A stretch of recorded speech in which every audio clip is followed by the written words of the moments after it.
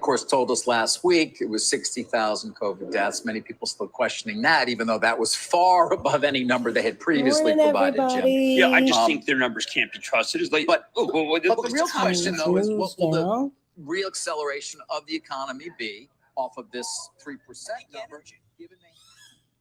Good morning. Good morning, everyone. Well, we're back. Another trading week. Let me get some housekeeping out of the way. Good morning. My name is Sandra, and welcome to my channel From Lack to Legacy. On this channel, we're all things money, investing, and mindset, and community. Particularly how to go from a scarcity mindset to a mindset of abundance. And then we are a community. We're a learning community of beginning traders, experienced traders, and everything in between. So if this is your first time here, welcome, welcome, welcome, welcome. If you are returning, you already know the drill. Hit the like button, say good morning as you check in, and let us know what you're trading today. If you're paper trading, let me know. If you are trading stocks, options, futures, whatever it is, just drop it in the chat. We like to cheer people on. Most folks pop in, pop out. We share our wins, our losses, our triumphs, and our tears. We share it all right here. So you have found the right place. I invite you in. Welcome, welcome, welcome. If you haven't subscribed, please subscribe. It costs you nothing, but it helps me out. It means so much to me.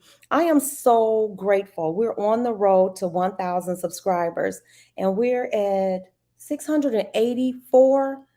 That's unbelievable to me, y'all. I promise you, I started YouTube in August, September, October, November, December.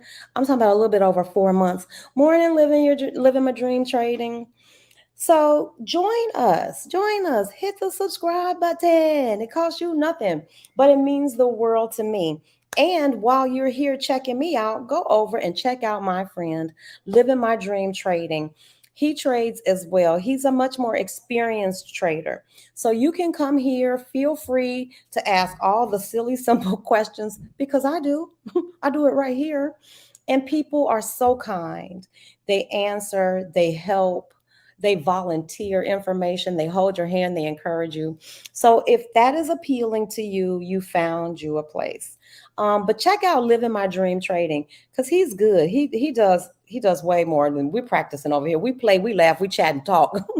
I'm drinking tea. His videos are so informative and so educational. I learned so much. And he drops in over here too. So we welcome everybody. It doesn't matter where you are on the spectrum.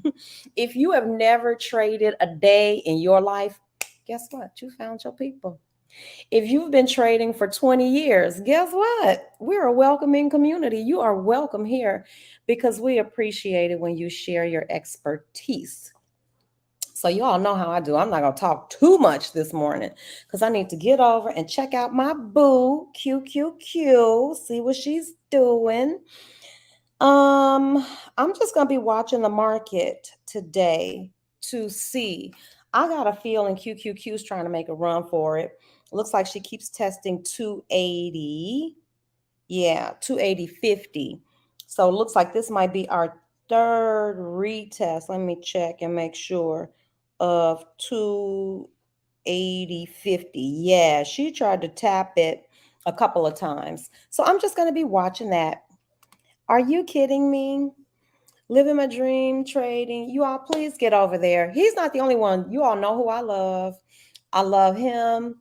Black Girl Stocks. Go check her out. She don't need no help from me. She has quite a bit, she's got her own following. But if you want good intel, good information, that's where I'm sending you to the place, to the spot.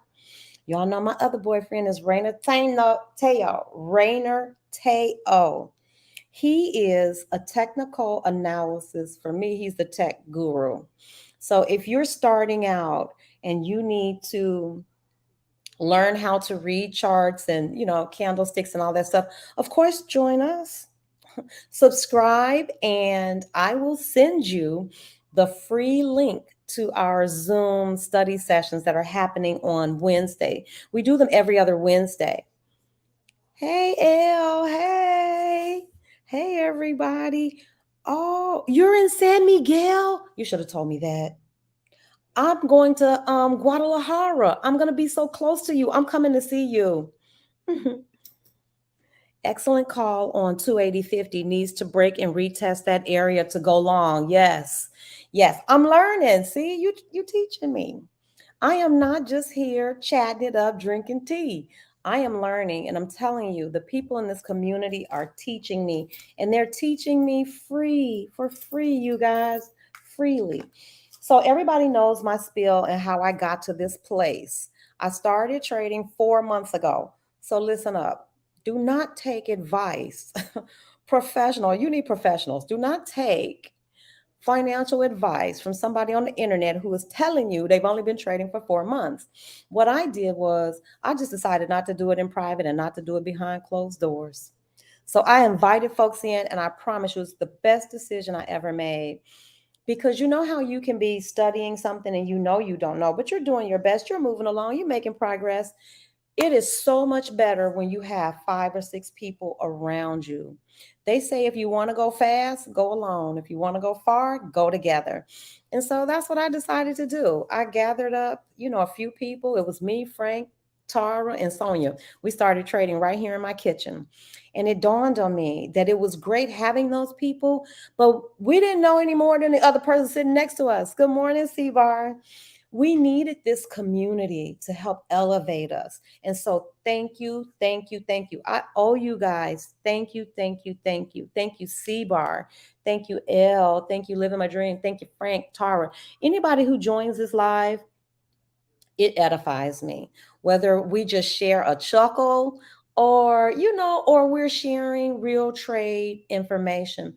Marilyn always sends me Chris Sain's videos. That's another one. Y'all need somebody to look at. Look at Chris Sain. I love his commentary because he'll give levels too. Him and Black Girl Stocks. They'll give you the whole play. They'll give you the up, the down, the when to enter, when to get out. I appreciate that. Now, of course, it's up to you, whether you execute and how you execute. But having someone who's more experienced than me to kind of validate my thesis, it's like, okay, I can tweak from there. If my levels, when I do support and resistance, nobody's levels are exactly the same. But being able to tap into those more experienced traders helps me hone my craft. And so I'm in it to win it, folks. I'm in it for the long haul. I vacillate back and forth between live trading and paper, money trading and paper trading. So, sometimes I have to get back in the lab. I do. So let me tell you, let's report. I just want to tell y'all what QQQ is doing. Yep. Here she goes again. She's at 280.44. So let me get that pulled up. And let's see what we got going on here today. I'm going to be ready. So while we're waiting for the market to open, I'm going to go ahead and take these last few minutes to queue up she on the move, to queue up my trades. And what I mean by that is I'm going to go ahead and prepare calls and puts. And usually I prepare a couple of different orders so that when it's time to trade, I don't have to be fumbling through the options chain, because it does take time, or you should take your time when you're selecting a contract. So let me get myself in here and find a couple good contracts for today. Lord knows I need them. So I'm going to go, of course, with calls today initially, but I always prep calls and puts just in case, because you never know how the day is going to go. But I'm expecting QQQ, because she's been testing and she's getting up in some ranges that we haven't seen in a while. I'm expecting her to continue in an upward trajectory. Also, based on my charts, my weekly chart, my daily chart, they all confirm that. Even I look at all of them. When you all see me when I'm online, when I'm trading, you all will probably see me. And I know I shouldn't do it. I know. They've gotten after me about this. But I look at the 1, the 3, the 5, the 15 for sure. I need to rely more on those bigger time frames. But I like watching the candles come in. But you can't trade from there. But you could be nosy like me. I'm just nosy. But I look at all the time frames. Honestly, I hate to say it, but I look at the monthly. I just want to know because looking at it in multiple ways, it's a different perspective. It's a different perspective, and it helps me gauge like the timing. Like how soon can I expect this move to happen, if that makes sense to anybody. But that's how I'm doing it. That's how I'm moving, y'all. So give me a few seconds. I'm going to pick a decent contract and I'll give you all a little more news. Well, the board and Iger. Yeah. Iger was who made an acquisition that made us cancel the dividend? Well, they would say, you're going to say COVID? They would say that Mr. COVID was on the board? That they would say it was the pandemic. And that every time they've done a deal, obviously none of the size of Fox. And I do remember this because I remember the Pixar deal criticizing Iger for the multiple they paid there. Right. But Pixar, Marvel, Lucas, everybody said they overpaid. Obviously smaller deals. They say, hey, it was right around what the multiple would have been. Yeah. If anybody thinks that about 0.4 times. Anybody thinks that I play realist, I would call them thin skinned. All right. Well, there you have it. The back and forth that we have right here is a lot of what shareholders will be thinking about when it comes to Disney. All right. Let's give you one more look at futures. Of course, we're going to have an opening bell 6 minutes from now. We got to get to a break.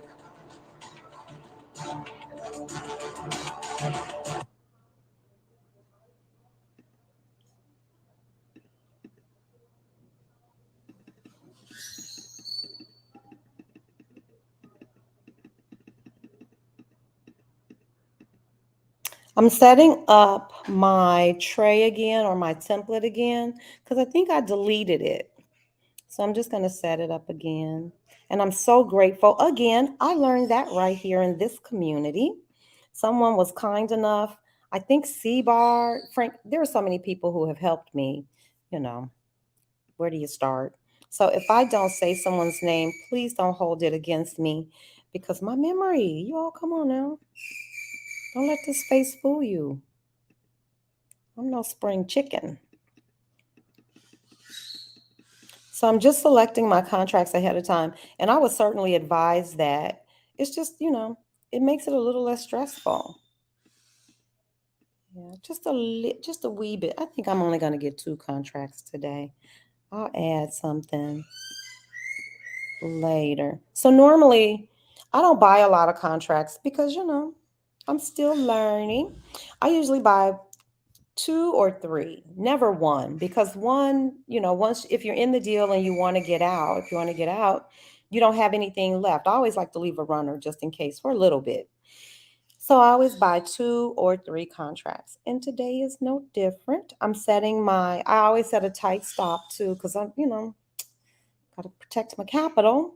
And I'm a little more liberal with my limit because, of course, I'm expecting big profits. So let's see. Let me save that. And that's it.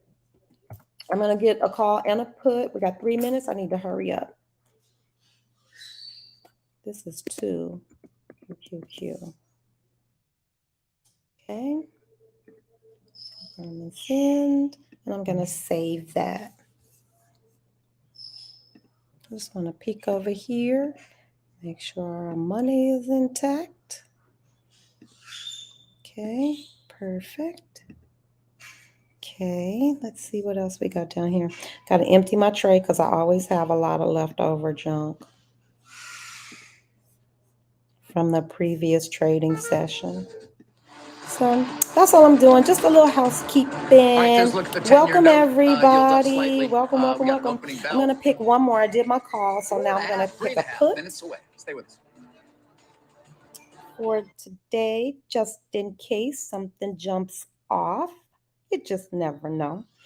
But I'm telling you, there's so few people in puts. You already know what kind of day it is. Calls, you ought to see how there are tens of thousands of people over on the call side. Not very many people on the put side. So I've got to get this right. Let's see.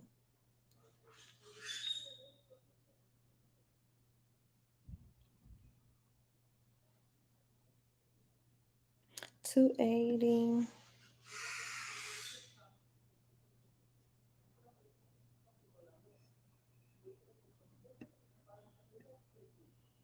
Yep, and I'll do the same thing for my puts.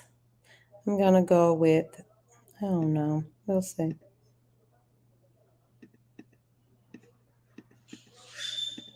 I'm going to go with 2. Same thing. Just kind of see how it goes today. Let me see what she's doing. Oh, we got 1 more minute before the market opens. Let me hurry up.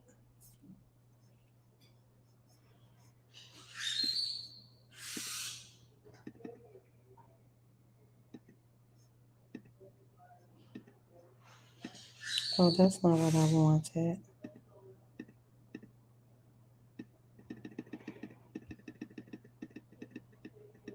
I get excited when the bell rings. So let me get my little self over here to this chart. And then I'll pull my chart up so you guys can see. Oh, she hit it. She's 280.97. Sure.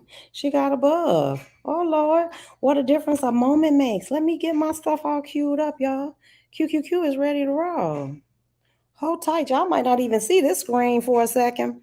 Let me get these calls queued up and ready to go. Okay. I'm just watching.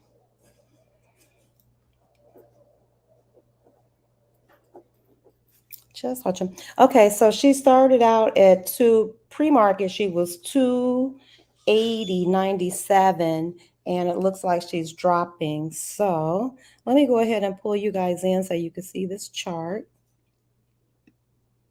Because I'll be, of course, I'm going to be waiting to see what the real is. And I need to look at my charts still. Okay. 281.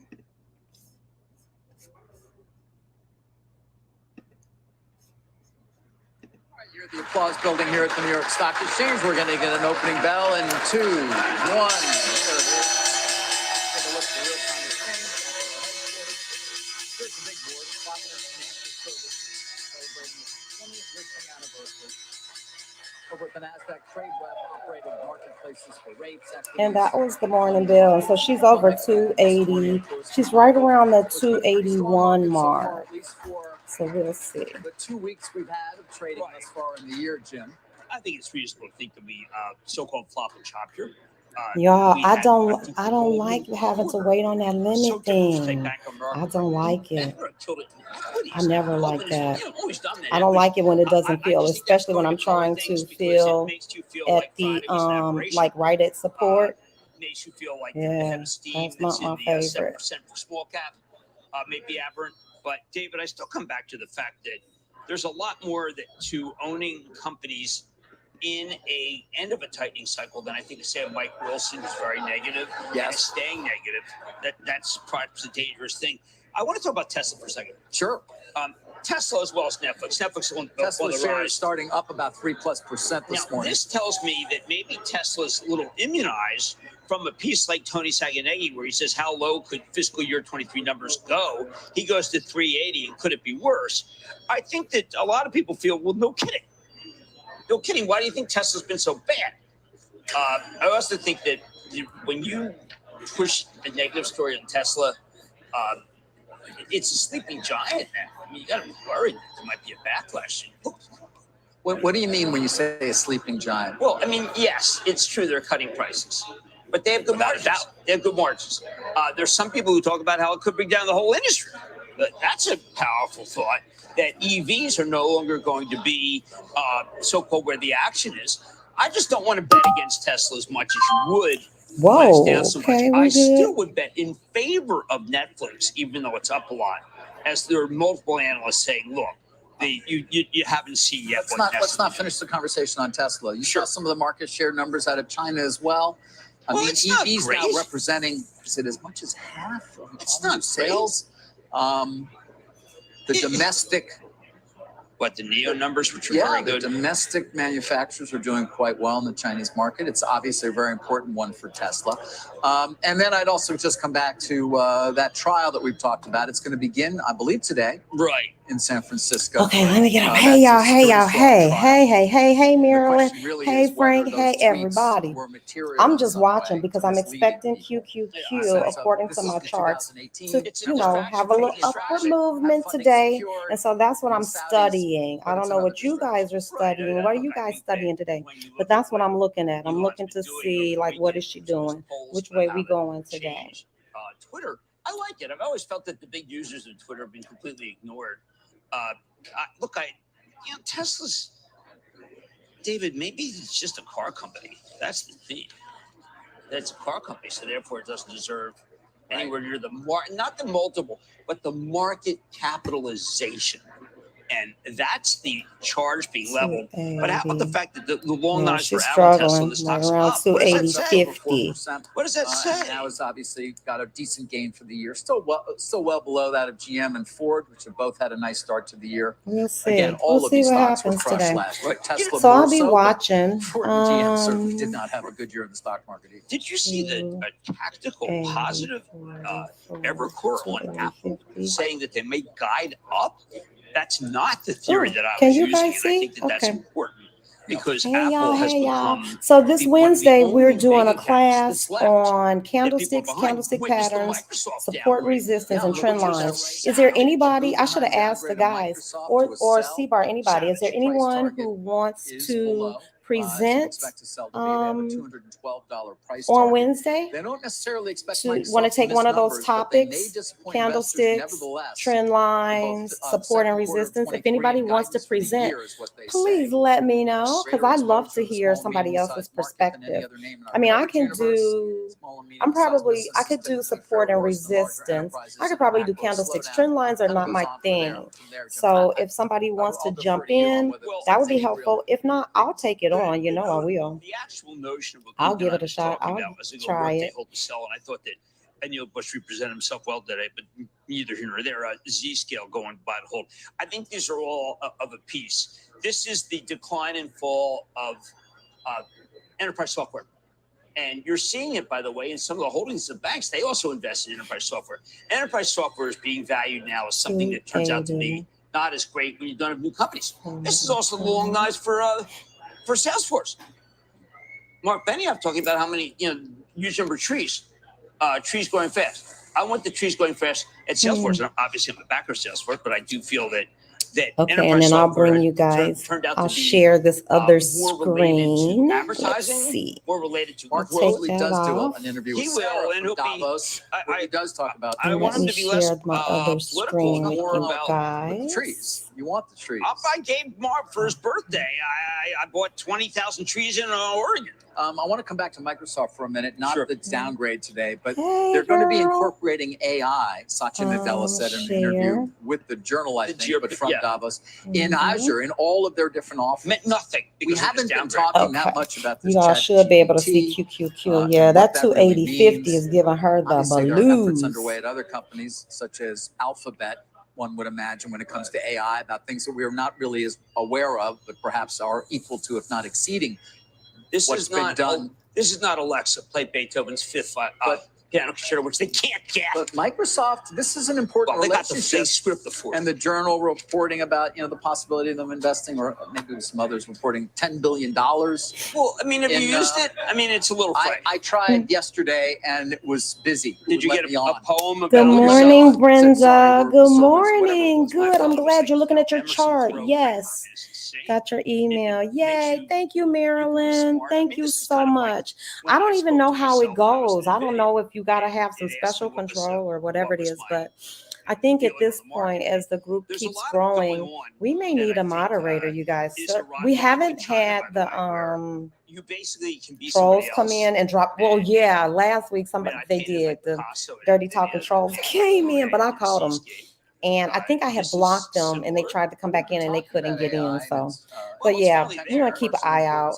But not the commercial. Keep the chart PG Not yet. Not yet. But it's going to start Keep to it be PG incorporated in the friendly. enterprise in ways that We never know, just you know, beginning to get a who's sense watching, for. who's listening. And I mean, when Okay, Microsoft Marilyn, says I'll we're gonna find be out including because I don't even know all how of it our goes. offerings But for Azure. today, if you know, could it's just not keep an Amazon, eye that's out, correct or something. But, you know, and that would be the so companies like helpful, you Amazon and guys. Alphabet, Thank you, not Marilyn. Amazon, they're multiple And then I'll different find companies, out but because the I think Alphabet, usually, like, if you're the multiple areas, moderator, there's a right, wrench because it's or kind of what a something steel that company signifies is. that Very that low person's the multiple moderator. It's a very I don't low know how that multiple. I goes, do but I'll point look that it out up. It'll because be one of remember, my they do things I have an study AI effort today. underway. Yes, they We do. just don't hear We're as talking much about a about good it. steel company, not a bad one. Very significant. David, Yeah, I've got, when I look at things, there are I other things enjoyed that are my happening time in off. the Did you guys AI enjoy world your that I thought time you there were away? are. I'm going to get to that. Well, but I don't know. didn't You finish all your weren't run off. on Netflix. I was Because off. Oh, I so I well, enjoyed so those upset. lazy days, 2.5%. not getting That's a up, buy. you know, Still in the up 10% morning, not for the having an year. agenda Why did you mention It's me the yesterday? to slate. do It's the slate. I anything. mean, people are So talking yeah, about these I again, enjoyed that. and Oh, they have a lot of good 279. things. A Oh, lot of that's people are talking about how it under-earned and how it produced. And I would go back to that conference call when Ted Sarandos, okay. and they're going Y'all around might be once getting again and y'all talking some about more. what they watch, which was they were devoid of that for the Y'all last 2 might years. be getting some By the more way, there's a lot. candlestick charts. Their Hold tight. Let me go streaming check out get you is cute maybe better than in we this think down move in because I terms got of some puts too, product. y'all. So I might Worse than be we able think in to terms of growth, take one or except two for of those Netflix, off the but table. there's I think I'm doing an themes that old fashioned. products Well, can no, turn. I got it made of my own iron condor or butterfly or something because there's a way that you can put these together. Don't ask me, y'all. Watch a video. Ask somebody who knows more than me. But I think it's kind of like what C-Bar does. There's a combination of calls and puts that you put together, and as long as that stock plays in that range or something, I don't know how it works. Don't ask me. But I have held a call and a put at the same time. And if you gotta be smart, though, you gotta be quick, you gotta be watching. You can make money on both. So y'all know I'm learning. Meanwhile, Let me Disney, put- sure, Let me everybody can share say something what a great move else. it was. Well, that they y'all have can look at more me, shoot. content. I'm about to Well, go they over did. here and They had a lot more see. Mandalorian. How about What's that instead of going on? offering Schefter last night? I got to hear about Mandalorian. I watched the I wanted to know about Mandalorian coaching preview. changes. Instead, I got Mandalorian ad. I watched the first Oh, two my puts are seasons making of The money Mandalorian. today. My Okay. daughter's a big fan of Well, that, I want to know what's Hello. happening in the I NFL. needed It's that. good. I'll tell you what's happening in the NFL. The Giants are playing at your Eagles on Saturday night at 8:15. I run scared. Yeah. 7.5. Give 7.5. That's nonsense. Okay, You I'm notice how okay side- with wait, this. you're not. Wait, The analysts don't like to talk about. you're worried people about in the there. Giants against your Eagles? I mean, Daniel Jones did look I worry about good. it. When it comes to Did look football, good. I worry about it. You want to talk M&A? No, I want Not to talk Disney. about. I want to talk about containing Jones. All right, yeah. Let's contain. Although Although I'm your checking guys out my chart. pretty good. 280. Thank you, and we're rested. See, I Can we don't go know. over- And you're really rested. Can we I know. go over And a M&A? Saturday night start after Sunday. I mean, that seems a little unfair to the Giants. 6 days instead of 7. Every day. 18. Tell rest to the is helpful. commissioner. I'm watching how this money's Speak to the commissioner. moving. All right, I'm going to do a favor report on this Emerson hostel, and then I want you to chime in and share your. Oh, I got a lot to thoughts. say, but I bet you do. Where are my elements? Here they are. All right. If you're just joining us, by the way, a company called National Instrument has received. It's a hostel, at least the way we used to describe it. No, the company making that bid doesn't ever want to refer to that way. They prefer unsolicited. They say it's certainly not hostile to shareholders, but it is. It's got the stock up. National Instrument on Friday came out with an announcement saying, hey, we're going to begin a strategic review process. Little did we know at the time that one of the key reasons for that is because Emerson's been trying to buy them since May. And this morning, Emerson comes out guns blazing. And when I say that, I mean all the background to the different bids that they've made and the attempts that they've made to engage Y'all, with Mexico them. More is on so that in a doggone moment. They noisy. started at 48, If I they're leave now this at door 53 open, you will bucks a hear share. everything. You'll hear You can see the dogs, stock is trading right children, around that animals, expectation perhaps this will end at a higher work, price, or even that construction, there might be another company that might be music, interested. cannons. They also I'm telling you, and I am shares of the not company. They've also filed exaggerating. Hart-Scott, Anybody who's been to to buy Mexico more.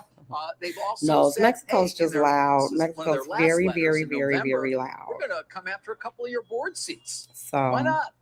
Including, by the way, the chairman. what can you himself. do? What They're can you coming on do? all fronts at Emerson to buy this company. It does have a staggered board, but the fact is they now have begun a process. Remember, again, the announcement on Friday was the key one, commencing a strategic review process. And so it seems highly And I got a little likely that slow this company start will be today. You sold. got, well, Will not it even a be slow sold start. to Emerson? Well, that is I was up to perhaps 2 in the more of a question. morning. In speaking I to didn't go people to who are bed familiar till with the it probably situation, wasn't I am even 2. told I didn't that go to bed Emerson till Jim probably did 3 o'clock. engage So national I'm living instruments over the retired last life. couple of So, 3 weeks. if I but hadn't came said away I from was that going to engagement live feeling that their trade price today, I probably would expectations have passed on were this day. unrealistic. Truthfully, I just And love there the you go, freedom. just the last I 8 go to months. But sleep they when felt I their price want to. I expectations watch were all the unrealistic. TV I want to. When I broached I the play idea on the perhaps internet till of I'm a final good and number having a tired. 6 in front of it, I was All of that told not stuff. us. Right. But I thought sometimes they it could leaves me complete a little this. groggy in the Chapel Trust morning. owns Emerson, It and is what it obviously it is. stinks. But It because stings this when you is all don't have a good deal, 'cause I voluntary, did like I Test and still Measure, don't which feel is like any national. It's really fits in real well pressure with digitizing various industries, to aerospace have to, digitizing. By the way, Test and do or Measurement will be. help them with their And we grid work discussed for this. I know I electrical have to grid. cut back. Okay. And I think I'm going to When I do, I see don't this like kind of thing, trading and I know this on management team, and I Monday, think it's a really. good team. Well, they just So did deal with maybe I'll do Blackstone in that, terms of save spending. Monday That was for very us active. to come Jonathan together Graham where we and, could you do know, more head-to-head talking. Because what I'm Lyle finding, Carson Buyer, I gotta and turn this I down. tell People who are joining, still join, folks are joining us daily. I just love it. But most of us are new, and I think we might benefit from the conversations together, to be honest with you. And No, but I will give that you I that can this, which is have Thursday and Friday for sure for myself to trade, because Thursday and Friday can be good money making days, and I want to be focused on those days. So I'm thinking of maybe moving my live trading with us together to maybe, I don't know, maybe Tuesday and Wednesday. Because in that way, Monday, if I'm away for the weekend, listen to me trying to tailor this around my, it's hilarious, around my retirement schedule, because I might be on the move, y'all. So yeah, I'm thinking I may move it to just Tuesday and Wednesday. And then that way we can talk. I'm not too worried about, trading on Tuesday and Wednesday. If something happens, great. But I don't have that urgency. And to be honest with you, on Monday, I really don't want to trade. I want to be resting on Monday. I like a long weekend, but I definitely want to hit Thursdays and Fridays. So we'll figure something out. This thing is so jumpy and jumping around. I got my eye on you, QQQ. Oh, yes, I do. I got my eye on you.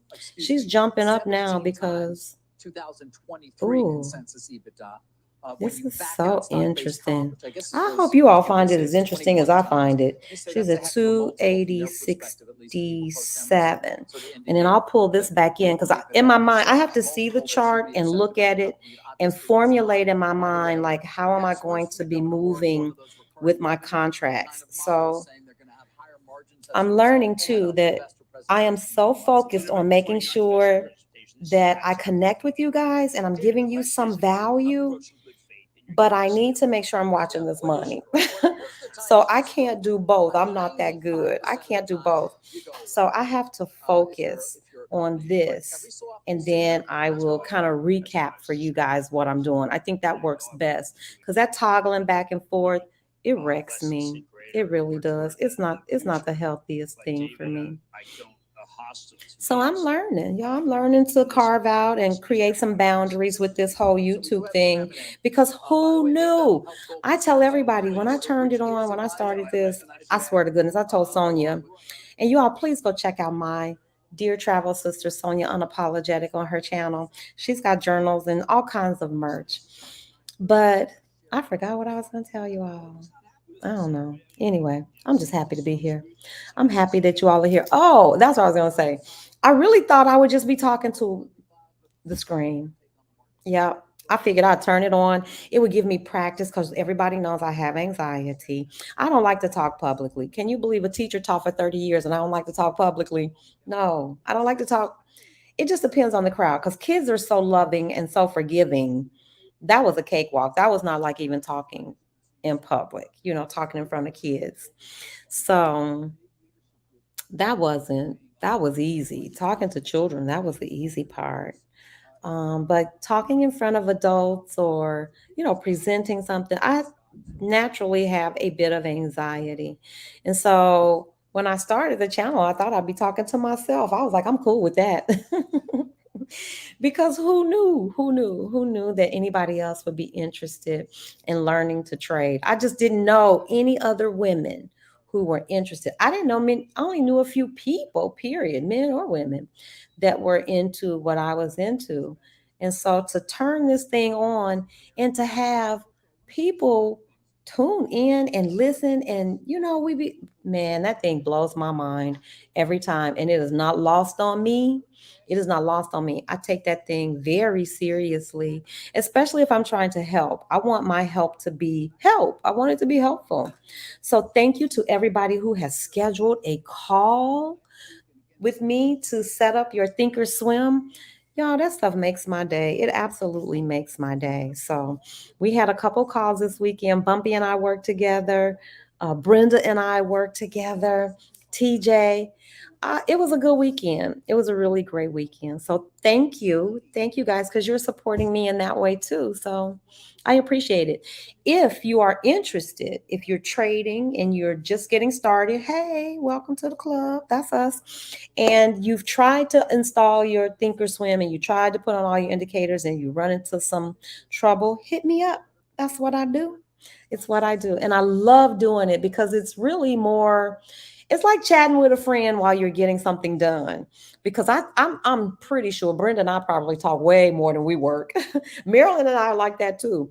In the mornings whenever we get a chance, when we connect, we probably talk more about personal things and our grandchildren and retirement. We talk about all that stuff more than anything else.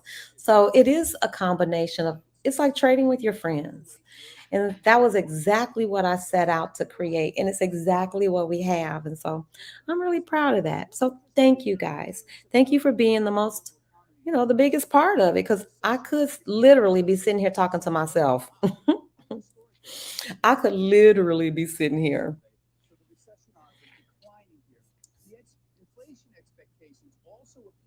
Hey, Sandra B. Hey, welcome, welcome, welcome. I think I welcome Brenda. Okay, so let me go ahead. I was just waiting because I think my calls are just about to get profitable. That's what I'm waiting for. I'm just waiting. Let me see so I can find out the price. So that's what I look for too. As soon as my call gets profitable, I'm looking for that dollar mark because I want to make a mental note to myself that, okay, I'm telling you, this 280.50 is giving her the blues. She cannot get past this 280.50. We're going to start out with consolidation. Good Lord. So I don't like to trade on Monday. Okay, let me check something out. Yeah, that's why I don't like to trade on Monday morning. Let me just look at my Market Watch thingy dingy and see the Market Watch tab. If you hit Market Watch and visualize, and I'll bring this in to show you, you get a heat map that kind of gives you just some more insight into what the day is looking like at that moment. So let me add this in here so you guys can see, and I'll show you where it is. And I'm keeping my eye on price. So let me pull QQQ up on my phone. So everybody knows I trade with the news on. I also trade with my phone right by my side. So in case I'm toggling between screens, I always know. I keep an eye on QQQ because she's a neck snapper. She could be heading up 1 minute and man, tank the next. So I think maybe that's why I like Ford. I don't dislike Ford. I don't usually trade Ford because it moves so slow. But Ford is such a steady, you don't have this kind of volatility. And so it's probably safer, I would think, for new traders. It's probably what I need to be trading. I'm going to rethink my life, y'all. The whole kit and caboodle. Because QQQ is a real neck snapper. If you're not watching her, she's a neck snapper. She'll have you scratching your head and holding your heart. And it doesn't have to be that way because Ford trades much more steadily. I mean, it ticks so slowly, it's not funny. Okay, so let's see what we're doing. QQQ is down not even a 1/10 of a percentage point. So we'll see. Let's see what she does today. Let's see what she does. Okay, so I'm going back to my chart, but this is the tab I wanted to show you. If you want to get to this heat map here so that you can see. So right now it looks like a kind of mixed day. I'm looking at all the indices. Let's look at publicly traded companies. This is the Russell. It represents the NASDAQ, the S&P, so they're all here. And you can kind of get a look-see. And it looks like it may be more green than red, but chop. And then here's our chart tab. So I'll go back over there. There we go. We're 280. 87. So I hope you guys are following along because it'll make more sense if you're following along. Okay, 281. There we go. Come on, you could do it, baby girl. Get up there. 280. 280, 81. Hold tight. Let's see. I just want to check the chat. Let me get this over too. Yeah. So it's fun. It's Tuesday. Yes, it is. Am I in? Yep, I trade with two computers. I have this one open, as I'm actively trading. And then I have this one over here for me to check info and intel just to stay posted up. Okay, I'm going to switch you all out for just a second and go look at this because she is on the move, babies. She on the move, babies. And I'm going to take the profit. I'm learning. Y'all not going to keep laughing at me. I am learning. I am going to hold tight. Where is she? I don't know, you guys, and I still can't figure out why my news goes in and out.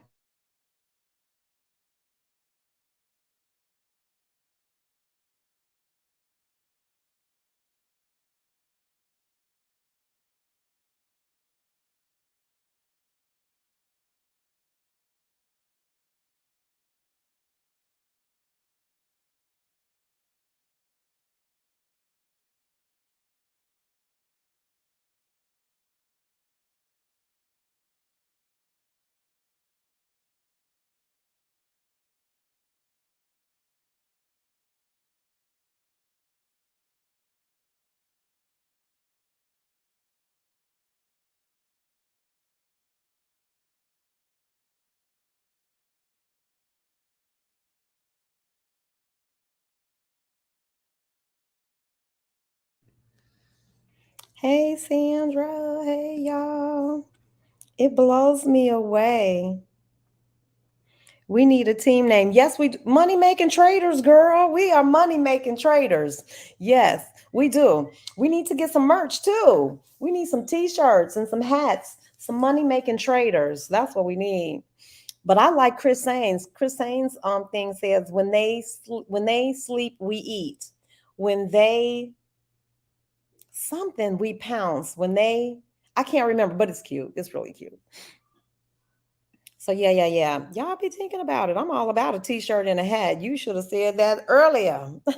I'm all about a t-shirt and a hat, baby.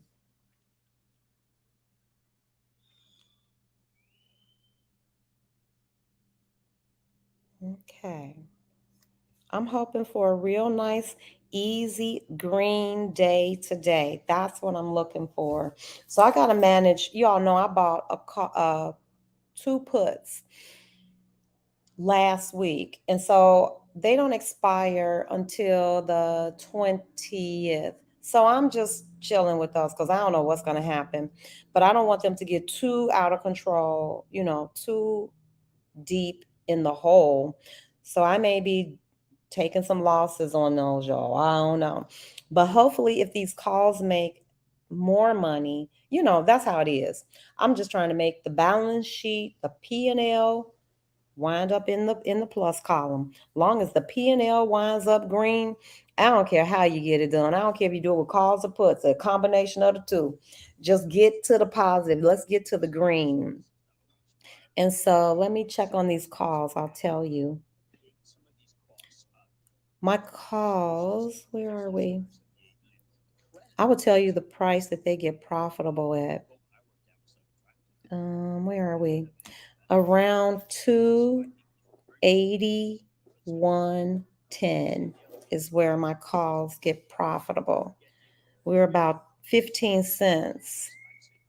I'll let you know as soon as they do.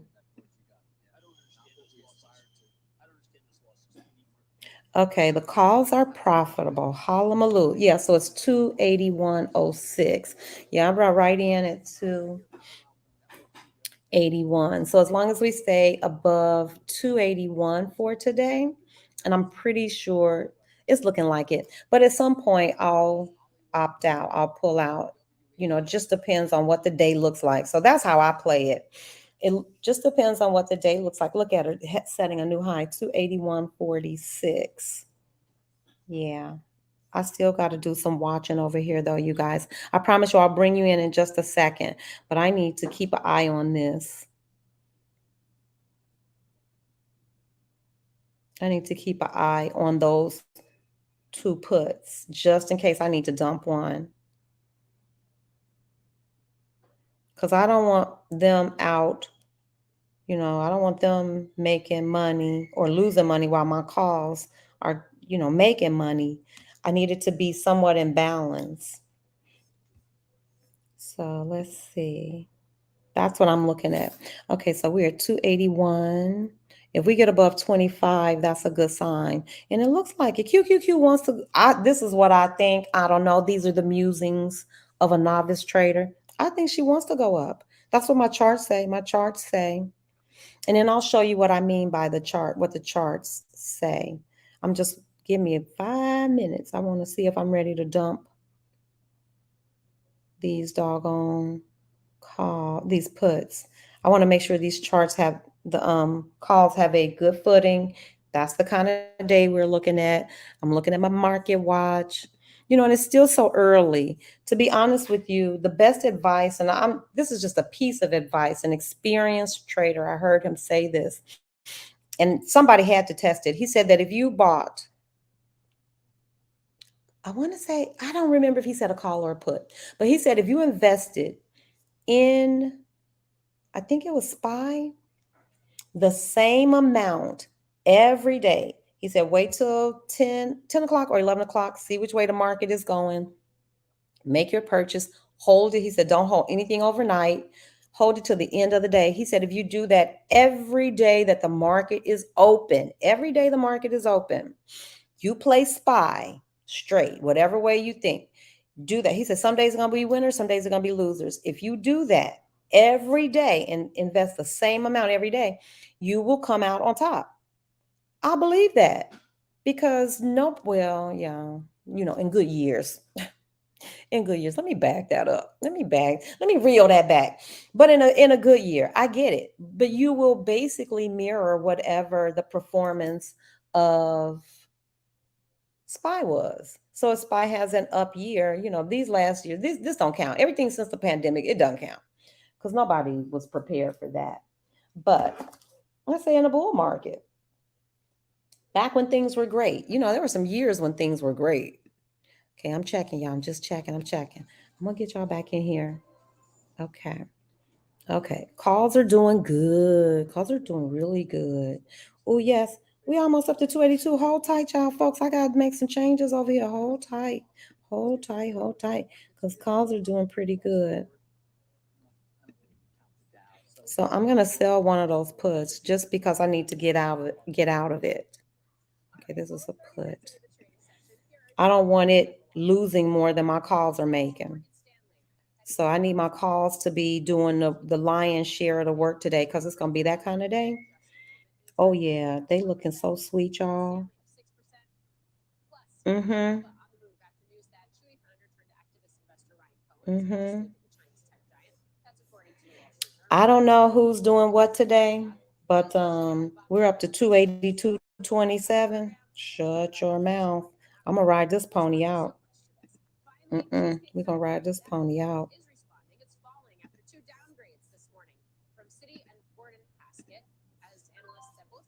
Okay. Yep, I dumped those calls, y'all. Easy breezy capeasy. I'll take a loss on that because what we're about to make on these, I dropped the puts, but what we're about to make on these calls today. So I am totally in calls, and y'all, it looks so good. It's a winner. This a winner. It's a good day. It's a good day. And I may take some of these profits off of here. That's what I learned. That's why you buy multiple contracts so that you can sell some to scalp off some of those profits. So we have made a nice little profit today. I don't usually share dollar figures because most people here who trade, they can figure it out. You know, when you get in, you know how many calls I bought. You can back test that and figure that out. So, but I can tell you right now, I purchased 3 calls and we haven't been in this trade. The market's only been open 30 minutes and the calls are up over $300 already. But y'all remember I had some puts that had a negative. So I'm going to let these work. And we just surpassed Lord, this is so good. Okay, so what those calls lost, those puts lost today, I know I'll explain it later, but I'll try to give it to you. What my puts lost this morning, my calls made more. And so the calls are profitable. That's why I dumped them, because it doesn't make sense to hold on to those puts that would continue to lose money when I've got calls making money. And so we are still profitable for the day. So I'm just going to ride this little situation out. I just need to make sure she does what she's supposed to do, and that's what she's doing. So I'm going to pull you in because now I can kind of settle myself. I'm not double-minded here. We're going in one direction, and those are calls. And then I'll talk you guys through for people who are new, because I know Brenda is new. So let me get my pencil and paper. And if QQQ just does what she's supposed to do, like what she's doing, 282.62, 282.68, it should be a really decent day. And I'm going to bring this chart in so you guys can see what I'm looking at, because you need to see this. Hey, Sonia. Hey, how are you? It's so good to see you in the chat. Just stopping by to say hi. Good luck, all. Wishing you big wins with your call. Thank you, love. It's looking pretty good because she's shooting up. Are y'all watching it? And she keeps creating. She created a high, 282.68. So right now, she's trading 282.39. Okay, as long as she's still going up, you guys can see the RSI these are buyers. It's overbought. And once we get above this 70 right here, can you guys see that? And she's at 75. This yellow mark right here is the 70 mark. I just want to make sure, hold tight, y'all, because if it starts to turn, I'm going to take some profits. So hold tight. I want to make sure, because when she's oversold like that, it doesn't stay up there forever. And by oversold, I mean she has gotten above this 70 mark here.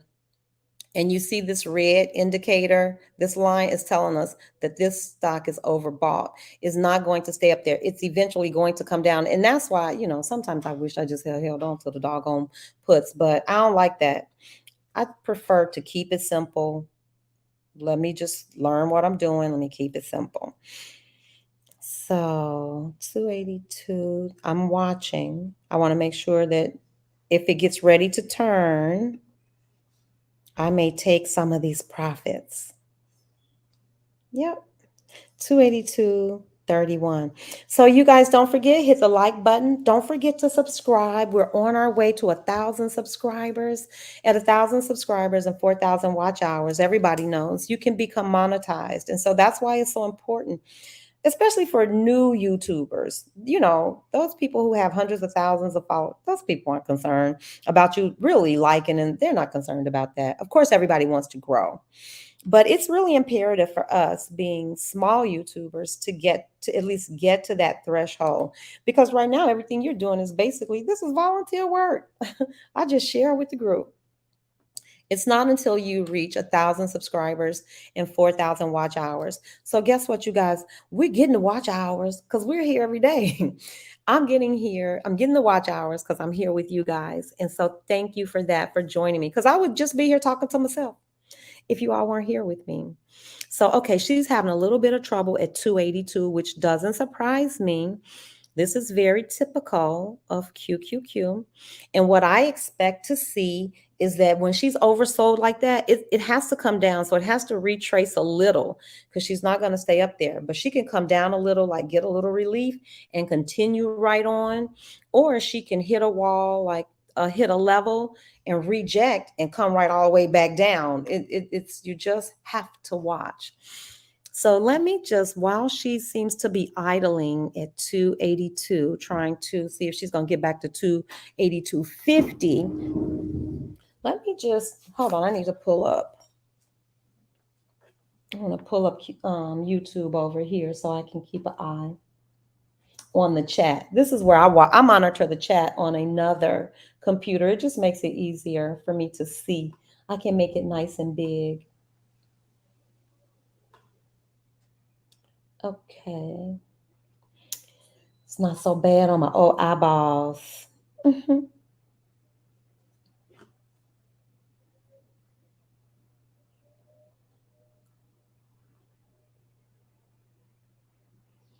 Yes, Marilyn, good advice. Y'all, please watch Chris Sane. He's another one. He gives it away. He absolutely does. When I tell you, he gives you the whole play. It's like, and I told Marilyn today, I think I want to join his Discord. You know, he's giving it away. He's helping the community, seriously. 282.51. We haven't gone past that 282.68 yet. I want to see what happens at 282.50. And this is true from what I've studied with QQQ. At the dollar mark, she stalls. At 50 cents, she kind of stalls out. And I'm only can assume because those are mental, you know, when people are trading, you don't ever hear anybody say, well, I'm going to sell at 282.26. Nobody says that. You're either going to buy at 282 or you're going to sell at 281. The psychology of traders. We're human beings. Nobody says, so that's why I think you see that stall out at those benchmark prices, like at the dollar mark, at the 50 cent. And honestly, if you look at 25 cents, I know if she gets above 25 cents, we're going to be okay. We're going up. If she struggles at 25 cents, it's a good chance she's about to reject. That's just my observation. None of this is scientific, at least not from me. Let me say this again because I don't know who's in this chat. Yeah, whole and half numbers, facts. As long as yep. That's my observation. Nobody told me that. So I'm telling you guys, if you are interacting with your charts every day, if you're doing this thing every day, look at QQQ chugging on up, y'all. Hey. 282.76. This is when trading is fun. When it's going your way, trading is fun. So I'm going to let that just cook for today. I will be looking. I need to learn this too. You all help me. I need to learn how to put on a stop and a limit after I've already placed an order without them. Somebody, can that be done?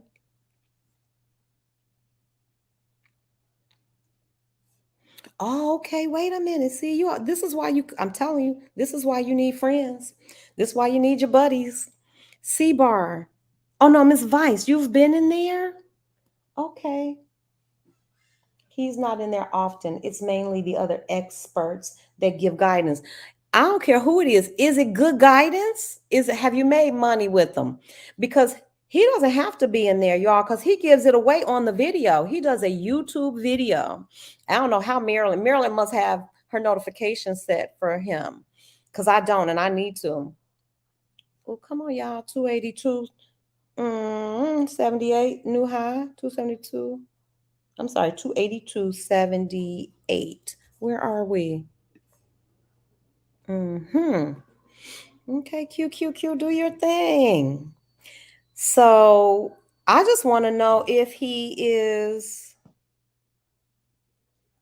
if you're making money with the Discord, because I don't care who's giving it, because I can get from him. He gave out solid intel on Apple last week. And what I did was I watched the video before. Y'all know I don't trade Apple. But I watched it. And then I went back and watched his video and looked at what Apple actually did. Hey, I don't know. He was accurate on that. So he did no, he did SPY, Apple, and Tesla. I think that's maybe the bulk of what he trades. I don't know. Yes, I'm subscribed. Yes, yep. Marilyn, I need to get with you. If you use the ladder on the OCO bracket. Oh, thank you. Thank you. You see, watch this. That's all it takes. And for me, I promise you, I don't know. I do need all the modalities, but sometimes if I have a great enough understanding, you can drop a nugget like that for me and I can go back and make meaning. I really don't need somebody to construct that for me because I don't mind fighting for it. I don't mind getting mine out the mud, y'all. I will go. I posted the other day. If you don't want to learn, it's nothing anybody can do to help you. But if you want to learn, it's nothing anybody can do to stop you. Y'all, I am so determined to get this because you cannot tell me that there are human beings out here who are doing it at a high level, making money. I'm not even trying to do that. I'm just trying to make sure that I understand how my money is being handled. I have paid people to invest, and handle my finances. Well, that's great. And I appreciate a professional, but it's nothing like knowing for yourself. It's nothing like being able to follow your own equities. It's nothing like being able to look at that chart and know what Apple is doing. And if you don't like the trajectory that it's going, knowing that you have a tool to jump in, and I'm not just telling you all, this skill of reading and technical analysis is not just for options. You don't have to trade options. Options can be a bit riskier. You can take this skill, trade Forex, futures, regular stocks. You can do all of that. Okay, we got a new high, 280, 285. Okay, y'all. I'm just going to go look at the one. Okay, one cancels other. Okay, got it. They mainly trade options, so you will probably find value. I mainly trade shares. Okay, Miss Vice. I know he trades options. Okay, so I do need to get over there, you all. I'm a firm believer in community. I believe in it. Okay, so hold tight. Let me just go make sure. I'm gonna take y'all out because I'm about to go look at the money. So y'all just gonna see me for like a minute or two. I just want to look at it. I just like knowing whoo. I'm just saying, she's all right with me. She's all right with me.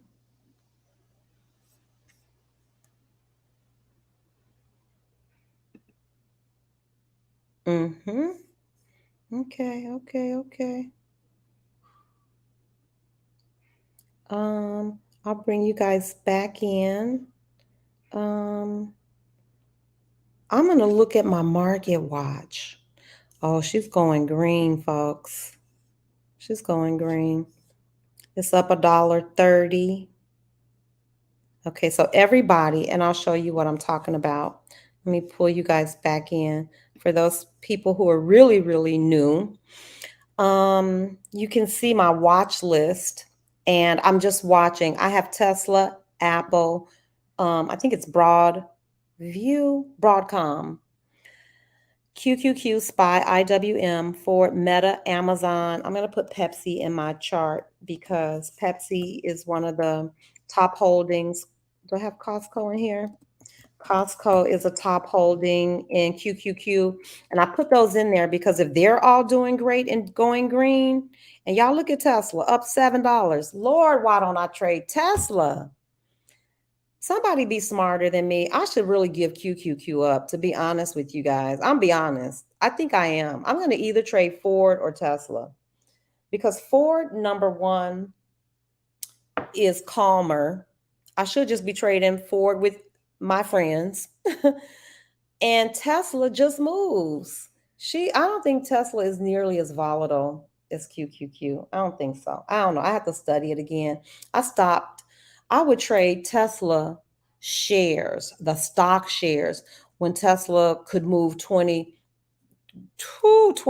in a day, $30 in a day, y'all.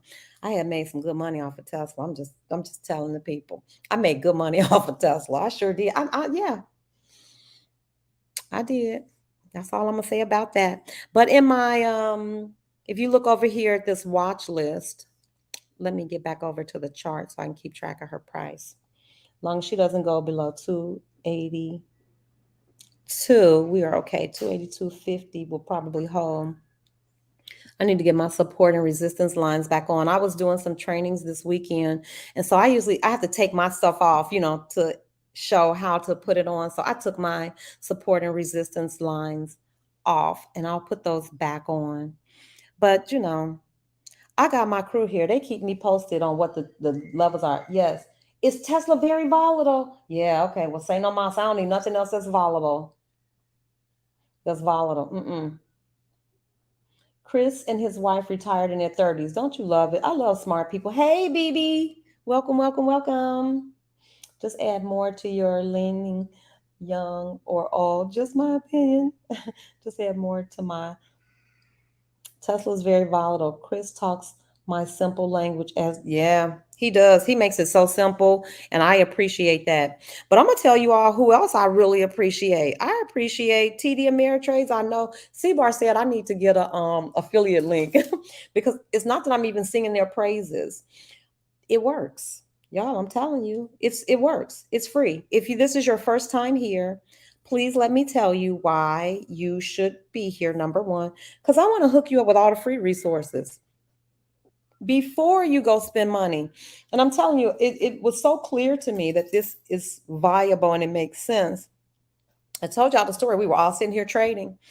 And Sonia, about 2 days in, you could see her eyes roll in the back of her head. She was like, oh, no, this is not for me. And she was so excited at first when we first started doing it. Could you imagine, had she gone out and purchased a class just off of the excitement of, we're going to learn this together, we're going to do it, and then gotten in 3 days and realized this ain't for me. This is not for me. Trading is not for everybody. It's not.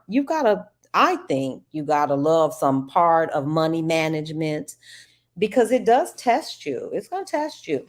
And so you don't want to be the person who gets in midway and then you give up. You've invested all this money. So before you do that, trade with us. Paper trade. I don't tell anybody to spend money. Paper trade. You can always get a class. You can get a class on every street corner. Just find somebody who has a YouTube channel. They probably are doing a class for pay. There are plenty of times and opportunities for you to spend your money. But before you do this thing. Learn about it first before you invest. Take the free classes. And I'm not even saying sit with me. Go to TD Ameritrade. They do it way better. Go to Fidelity. It's all free. If you have accounts with those people, utilize them. Use their resources. You can call TD Ameritrade every day, and ask them a question. What are they going to do? Tell you they're not going to answer your question? You can pick their brains, and I promise you, I've had some of the nicest people. I've only had one bad call at TD Ameritrade. They would talk to me for hours, just giving it away. They won't give you advice though. I mean, like they don't give you stock advice because I showed, I tried it. I was like, should I roll this over or should I let it go? He was like, ma'am, I can't tell you that, but I can give you all the scenarios. So please, my goal is to expose all people of color, men, women, children, to the skill, not even trading, just the skill of technical analysis.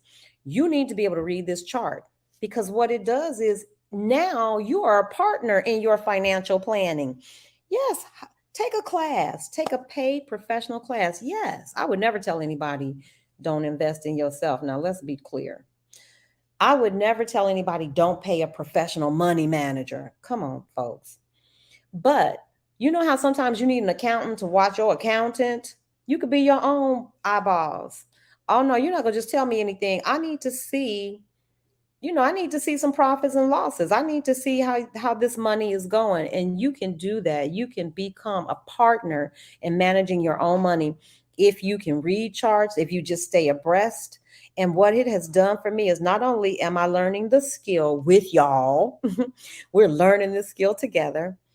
But in the meantime, you guys, I'm listening to financial news every day. I wasn't doing that before. I'm listening to the news. I'm learning how world events interact and impact our financial lives. I wasn't doing that before. I was a passive investor. Oh, very passive. I tossed the money over in the account like they told me to. I didn't even check on it. It wasn't my business. What they told me just invest and let the money sit. Well, yeah, that's a great strategy. That's a long term, that's a great strategy. But in the meantime, what happens when your account isn't doing so well? Who's mining that? I'm mining that because now I need to make some moves. I never once had a financial advisor call me up and say, Sandra, your portfolio is down. What would you like to do? Nobody ever I never got a call, not from anybody that was managing my money. So you don't have to call me.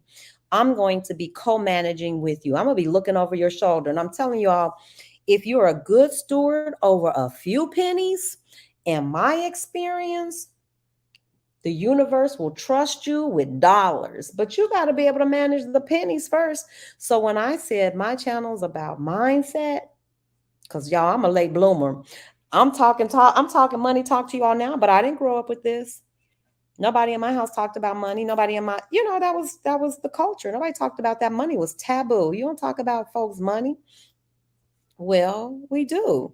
We should. We should be not only talking about it, we should be talking about it with our children. Children need to know. I tell people day trading is not for everyone, but long-term investing is. Yes. So easy to dollar cost average in nowadays, but you have to have long-term vision, minimum 5-10 years best. I am so with you, living my dream. But see, here was my plan. I was taking the profits, you all, from the money I made trading options and tossing it over in my stocks, in my stock portfolio. That's your long haul. So for me, trading options served really three purposes. I've said this 100 times, but if you're new, I'll say it again. Trading options, one, allows you to generate income. I'm just saying, you can literally, y'all saw me turn on this computer. You saw me purchase 3 calls. You're watching this chart go up. You're watching it. And let's see, if I go to the home screen, hold tight. I'll show you all what's happening. Hold on. Hold tight. Let me see. Okay. So just so that I can show you guys, because I normally don't do this because you don't know who's in this chat. It could just be us. Child, we don't know who in here. So you all be careful too. Oh, what happened? Wow, where do we go? Wow. Oh, okay. I'm like, what the heck? Okay, so I'm about to put this in so you guys can see how it actually calculates and goes up and down. So you'll see that it was at 3. It'll vacillate back and forth. When the money turns green, that means that your money went up. When it turns red, but it'll do that all day. So right now, those 3 calls that I purchased this morning, it's been 9:30, the market open, so it's been less than an hour. They made $360. You are well within your right to cash that $360. Nobody will be mad at me if I cash that money out and went on about my day and mind your business. That's what 3 puts. I keep saying puts. I saw those puts. These are the 3 calls. 3 calls, and that's what they made. So that's why I trade, because you can generate income and you don't need a bunch of days like this. At least I don't. You string a couple good days together like that, because the market don't always give like that, although QQQ gives frequently. So so when I'm going back and forth with you guys like that, that's what I'm doing. I'm checking this, and I don't always like to, check it publicly, because again, we don't know who's in here. We don't know. We don't know. I know folks who share that information. I don't know. I don't know. I don't know. That's a mindset thing, I think, because I am still very much from that mindset, I guess, that, that's my private business. I still think it's my private business. So I think it's kind of double-sided. We should be talking about the topic of money and how to manage money, but you don't have to tell everybody. I don't do it anyway. I don't know, but I watch YouTubers that do, and they post their losses and their wins. I'm not there yet. I don't know. I'm still a little gun shy about that, y'all. I need to get up on my cybersecurity and stuff, to be honest with you. That's part of what holds me back. I really do probably need to consult somebody because I don't know. I don't know. All of it, I think, and I wanted to say this to everybody here too. You all be careful downloading things, and it's be mindful of your cyber security. That's all I can say. Be mindful. Okay, so let me watch this Joker. Hold tight, y'all. I'm going in to see what we doing over here.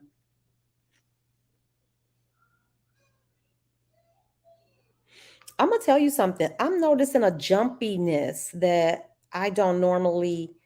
I sense it. I sense this jumpiness. And so hold on, let me look at this chart because something feels jumpy to me.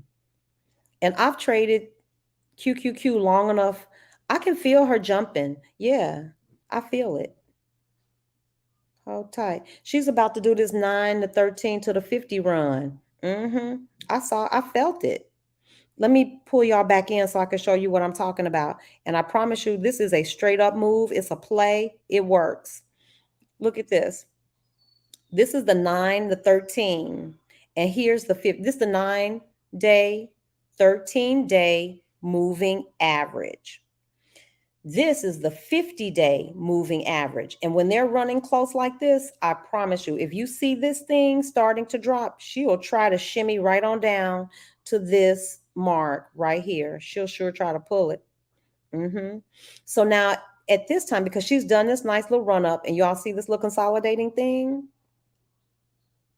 Ooh, that's a crossover too. We had a little crossover here. Hold tight, folks. I'm about to go in here because it may be time to switch some things around because we don't want to lose that money we just made this morning. Okay, so let me get up out of here. I'm gonna sell 2.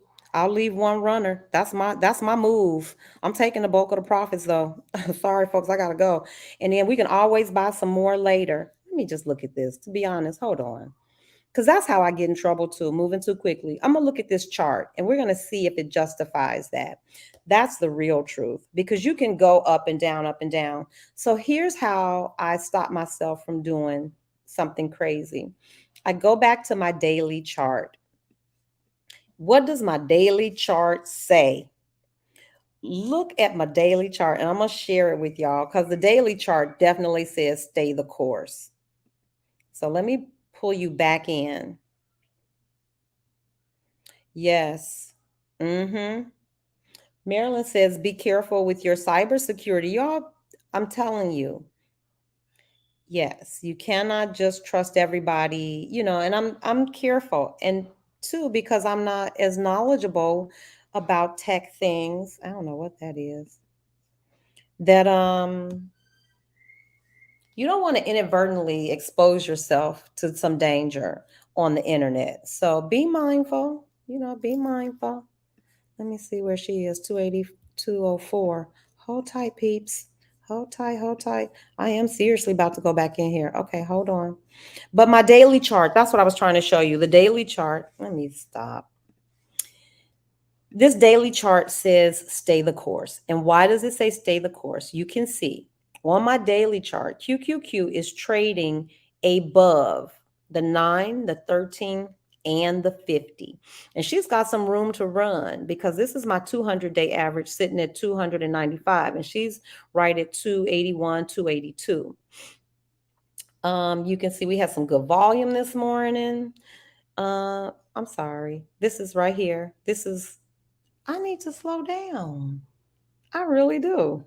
But this is on the daily chart. And so you can see over the last trading days, 1, 2, 3, 4, 5 trading days, it's been trending upward. You can see here from your TTMs, I call it the lemon squeeze. From your TTM squeeze, you can see that we're going into positive territory. And this is on the daily. So it's indicating that there are positive days ahead. Look at your RSI. It's pointing up. It's heading up. That's my daily chart. Let me look at my weekly chart. In this chart, each one of these candles represents a week. And so here's what QQQ has been doing. And each candle represents 1 week. if you look, this is a very faint trend starting down here. You can see these are just starting. It crossed over. You can see the green. The RSI isn't as high on my weekly chart. And I don't know if it's clearly pointing up, but it's right in the middle. And we can see how QQQ is traveling and behaving with regard to these SMAs. So it looks like she's edging above the 9 and the 13 on this weekly chart. And oh yeah, she's right there with all of them. That's the 9, the 13, and my 200. This is the 50. Yeah. And you can tell by it's up here. Mine shows right up here. Y'all see that? It says simple moving average. So if you ever forget what color represents what, it's across the top. That's the 50. That yellow is my 9, the blue is my 13, and the green is the 200-day moving average. Let's see, 281, 84. Okay, I'm going to take you guys out and go mine some money. Let's go see. Let me go check it out. So all of those two things are indicating to me that positive up green days are coming. So I looked on the hour, I looked at the weekly, I looked at the daily. I'm going to peek at my hourly just one more time because I want to see what she's saying. Okay. So, oh no, it looks like she's about to do some more green upping. I'm looking on my hourly chart. It's just barely getting oversold on the hourly. No, I'm sorry. Overbought on the hourly chart. Can y'all tell I'm distracted? I don't even know that I'm distracted. I'm anxious today, and I don't know why. 281.83. Yeah, Marilyn, I don't know what's going on. I think maybe it's because I got up late or didn't sleep well. Because normally I would be way more settled. I had to kind of rush my morning prep. That's not good. You don't want to rush your morning prep. At least I don't. Honestly, y'all, I like to get up, make a cup of coffee, make a cup of tea, shower. It takes me 2 hours. I didn't have that this morning. I jumped up, threw some tea on. Y'all see me. Throw on a shirt, and here I am. So I need that morning lead time. That's like all good teachers. You know how teachers come in before the kids and she sets everything up for the day. I need that. That's my habit. My habit is to prep in the morning, and I didn't get good prep time in this morning. I watched a couple, I watched Chris Sain's videos.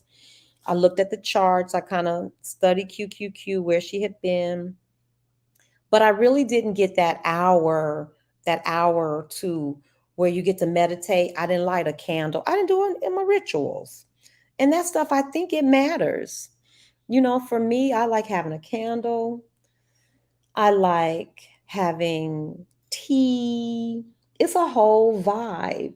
If I didn't think I would get a copyright strike, I would have on some spa music.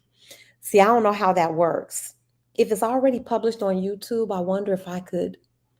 I think you can. I think if it's published on YouTube, you can use it. I'll have to check on that. But the spa music helps me too. 281.74. Hold on, you guys. I'm going in to check. Yeah, lots of cash on the line too. That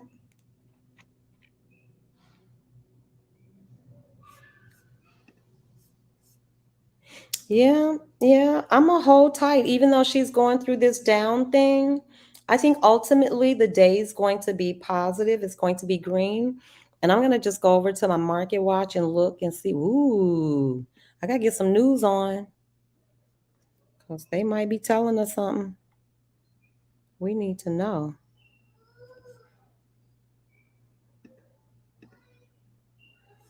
Okay. I'm looking at my watch list.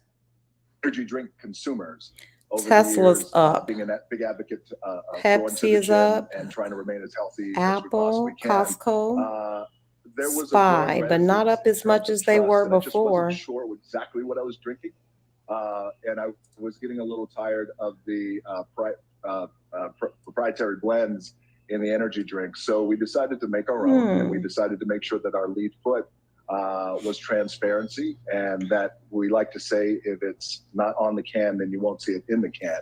Hmm. So so I'm far just we've done watching incredibly y'all. well. I'm Knock on going wood. over to my 5 We've had a minute. tremendous first full See year. where we We've are. crossed over $100 million of retail sales. We got a lot of work ahead of us, but things are trending really, really nicely. And I think one of the things that I would say probably the main anchor. I'm gonna bring this in so I is can that show you all what trust I'm is looking making at build with our and what it consumer. says to me. Yeah, to your point, I mean, the energy category has been outperforming everything else in beverages, and anything Hey, that's Bumpy. healthy energy has Hey. been particularly Spy struggling at strong. So it's 400. really Yeah. get your Jay Wright, sense you already of know. the Welcome, consumer welcome, who's welcome, buying everybody. this product, and whether, given the fact that it is a crowded and competitive marketplace, you can continue to grow at those Yes, gangbusters levels. Marilyn, you already know. I Well, need that's all the of whole thing. that. We're I gonna need an keep your abundance fingers crossed affirmation. and I need a roll your sleeves up candle. and keep your head down and continue to put I in the need work. Our tea. consumers I need all of that. is, Okay, so here's what I'm looking at with QQQ. You all can see this whole big old rise up. I'm gonna bring it. You can see her walk up. So now what I'm looking at is this SMA gonna hold her? These 9 and these 13s. She's at 281.50. Yeah. So 281.50 is a pretty decent kind of price level for support. And we've got our SMAs here too. If she starts this, coming down and she breaks this support, that's information for me. That's information. I'm always watching and gathering, trying to see what are we doing. And that's all it is. I think at the end of the day, when I'm done trading, I'm not physically tired, but sometimes you're emotionally tired or mentally tired because all day you've been watching and you're really making decisions all throughout the day. Buy, sell, hold, you're analyzing, you are working. So that's why I said this is not for everybody. You gotta have some kind of passion or some kind of drive to do this, because it's not, I make it seem easy, and it is, because anybody could have done just what I did this morning and jumped out at 282.85 at its height. You had a great day. Goodbye. Go outside and play. You had a great day. You made money. Anybody could have done that, and that's legit. And that's what I need to learn to do, y'all. Why am I always in this thing for the long haul? I don't understand me sometimes. I don't. Something that's been in the news. I don't understand me sometimes. But you get to study yourself. You get to watch yourself in trading. I think because attitude era of the late 90s and my daily chart, my weekly chart, my hourly chart, they all say that we're headed up. So that might be why my mind today was, let's just hold on and see.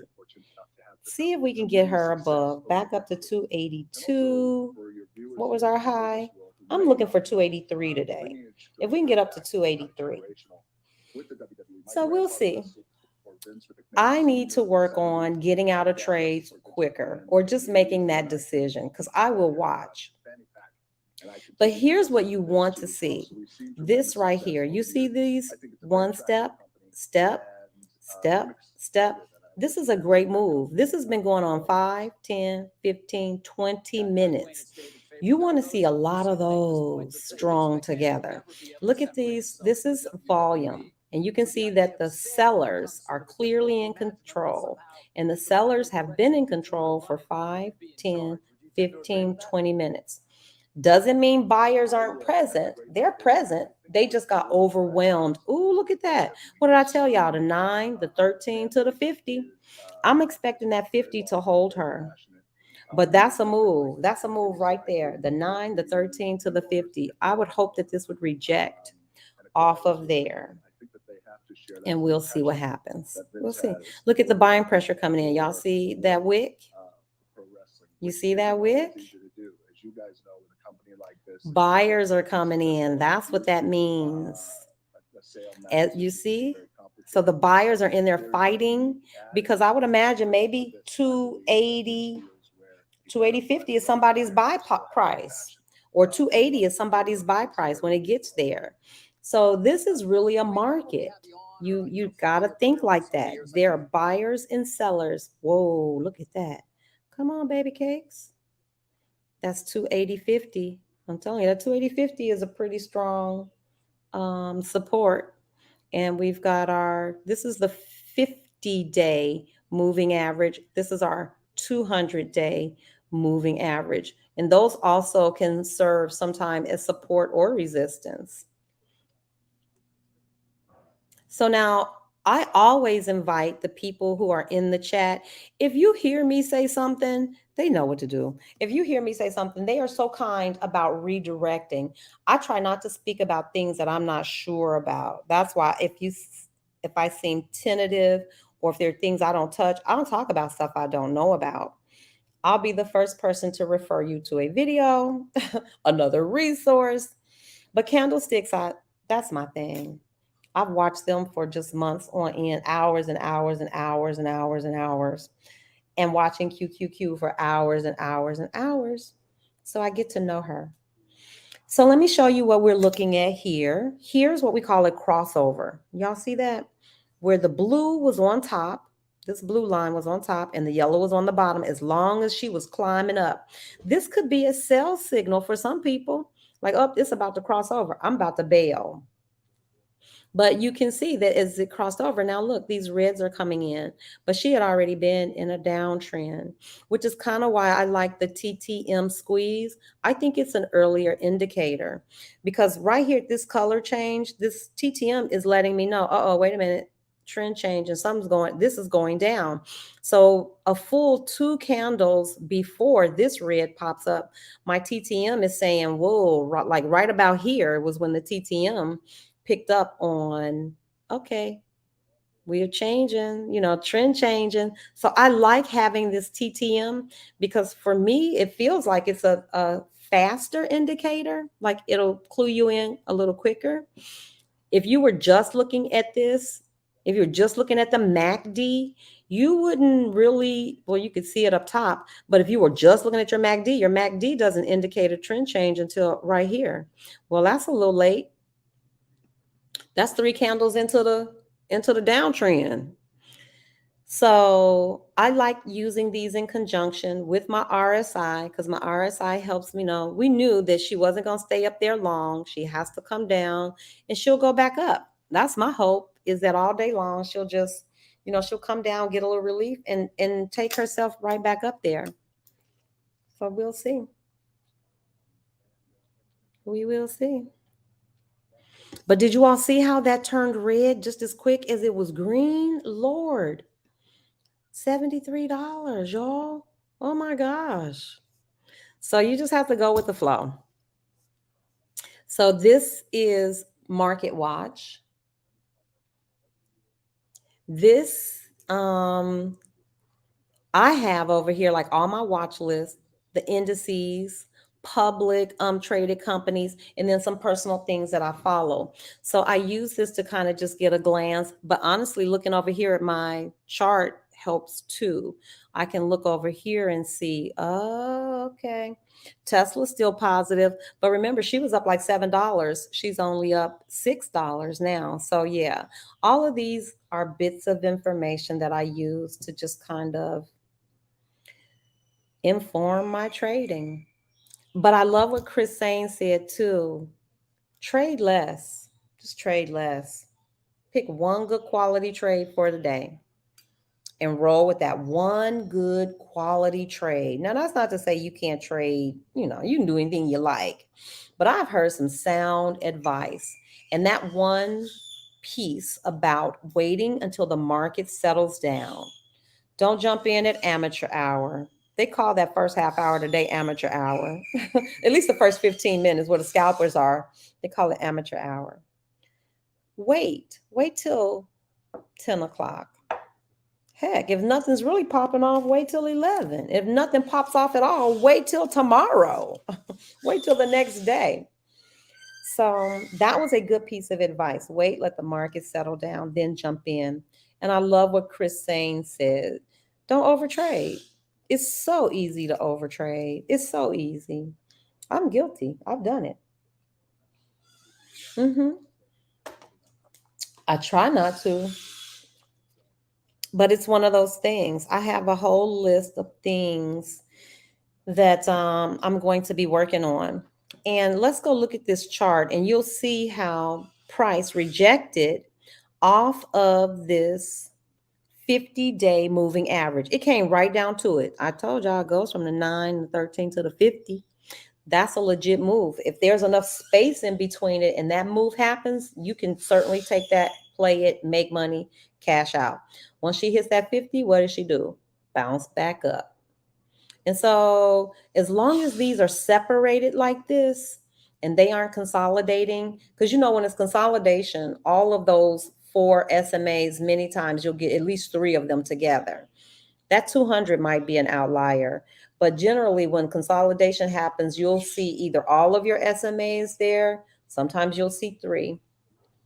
And then it just trades in a flat kind of range. So we'll see. As long as they're spread like this, I'm always watching for the crossovers. All that stuff is information.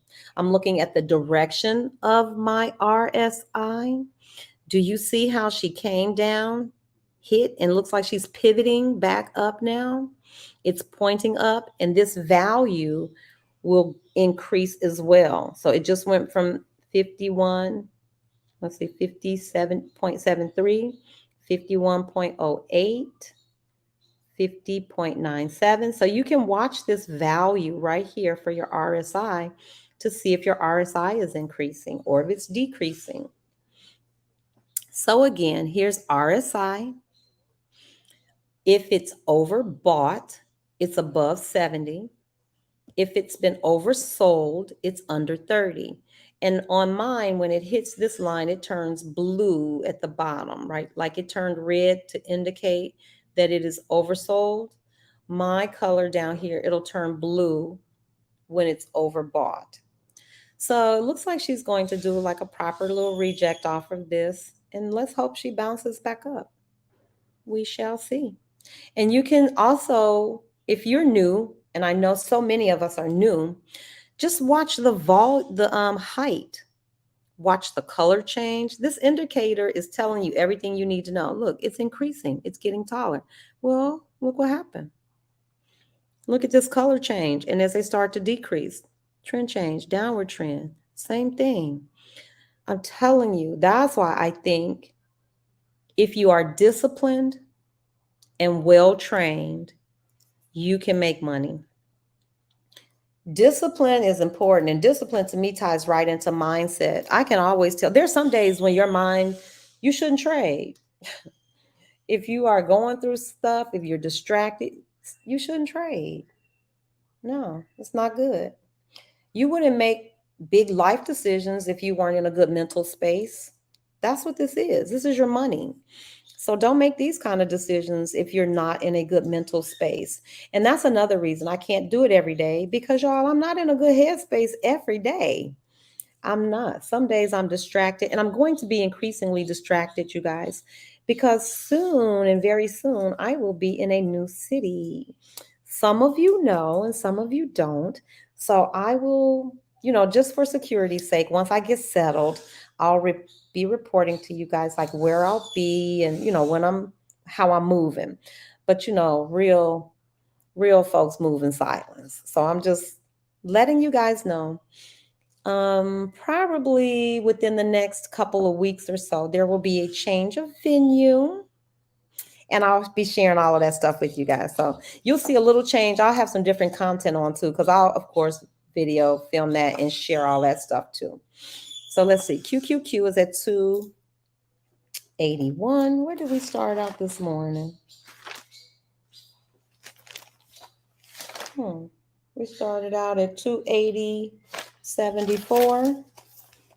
We're at 281. We're up $1.17. That's all good. We take all up. And we just hope she keeps going. But today I'm going to experiment with something. And my experiment is just this. I will jump out of a trade if it looks like it's turning and it's not going my way. I will totally ignore that the chart said it's going to be okay. So today, because I've looked at the chart, and let me show you what I looked at just so you guys know. So I'm going to start with the weekly chart. I know I showed it to you, but I'm going to show you why I'm going to try to sit and hold this trade for today. Because if you look at this weekly chart, it is indicating that number one, and I like to start with my MACD because it's so easy. MACD is such a visual because it's nothing that you can't understand about when the green bars are getting bigger, the price is going up. When these bars turn a dark green and they start getting smaller, you can see that the price is going down. Now you can see that these not big, but these bright green bars are starting to come back in. That's an indication that we're headed upward and that we're not waning, but they should be getting increasingly, more. The number should be going up. That's all this is. These green, this one's taller than that one. That's a good sign for me. I saw the little crossover here, but these are still so close together. I need some more space in there, and I need to see these get a little bigger. I'm looking for volume. I'm looking for all of those things. This is my weekly chart. My weekly chart says, well, the last 2 weeks have been green weeks. We did that little down thing. Now we're going up. And this week, it looks like maybe it's still early, but maybe we will make it above these SMAs. And this is a good example. Remember I told you we got our 913 and the 200. Look at the 50 sitting up there. So hopefully this is going to be moving in the direction. We have calls. We want this to trend upward. And my weekly chart says this week looks like we have a good chance of having an upward trend. You can also look at your TTM. You can see as it was, how the red bars were getting bigger and bigger. And then the yellow ones, and now they're getting smaller and smaller. The next one that will come in will be the blue ones. Let me show you this. Maybe this will make more sense. Look at all that blue. Oh my gosh. Phew. That's crazy. But you'll see that it'll vacillate and change from the blue to the red and the yellow. And once it peters out, this yellow peters out, it goes into this blue. And this is the building. This is when the price is going up. So that's what happens. Like if you go through those red ones, they get real tall, and that's a lot of, a lot of selling, a lot of loss. Then once they turn yellow, they start getting smaller and smaller because we're starting to see this uptrend. And then we get these getting taller and stronger, and you see the uptrend. And then when that dark blue comes in, of course, now the price is starting to level off. So let's go to where we are. So it looks like, yes, these are starting to get smaller. And as they get smaller, what would normally happen is the blue ones would come in. And so that's what I'm saying. This is not math. You're just looking at these color indicators. They're telling you, they're giving you intel and clues.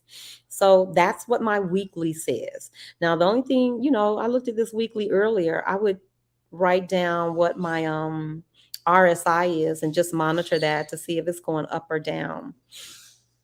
Well, you can look at this chart on the daily as candles come in every day.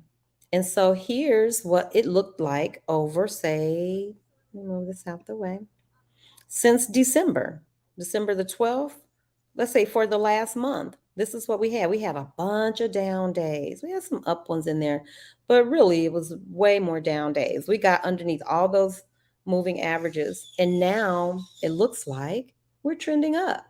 We're having up days. 1, 2, 3, 4. It looks like this might be a 5th up day. Look at the volume here. All green. You can look at your MACD here. These look like, oh, I love it when those, let me tell you what I like. When those things spread apart and point up to the sky, I don't know the technical term for it. I just know it means a good thing's coming your way.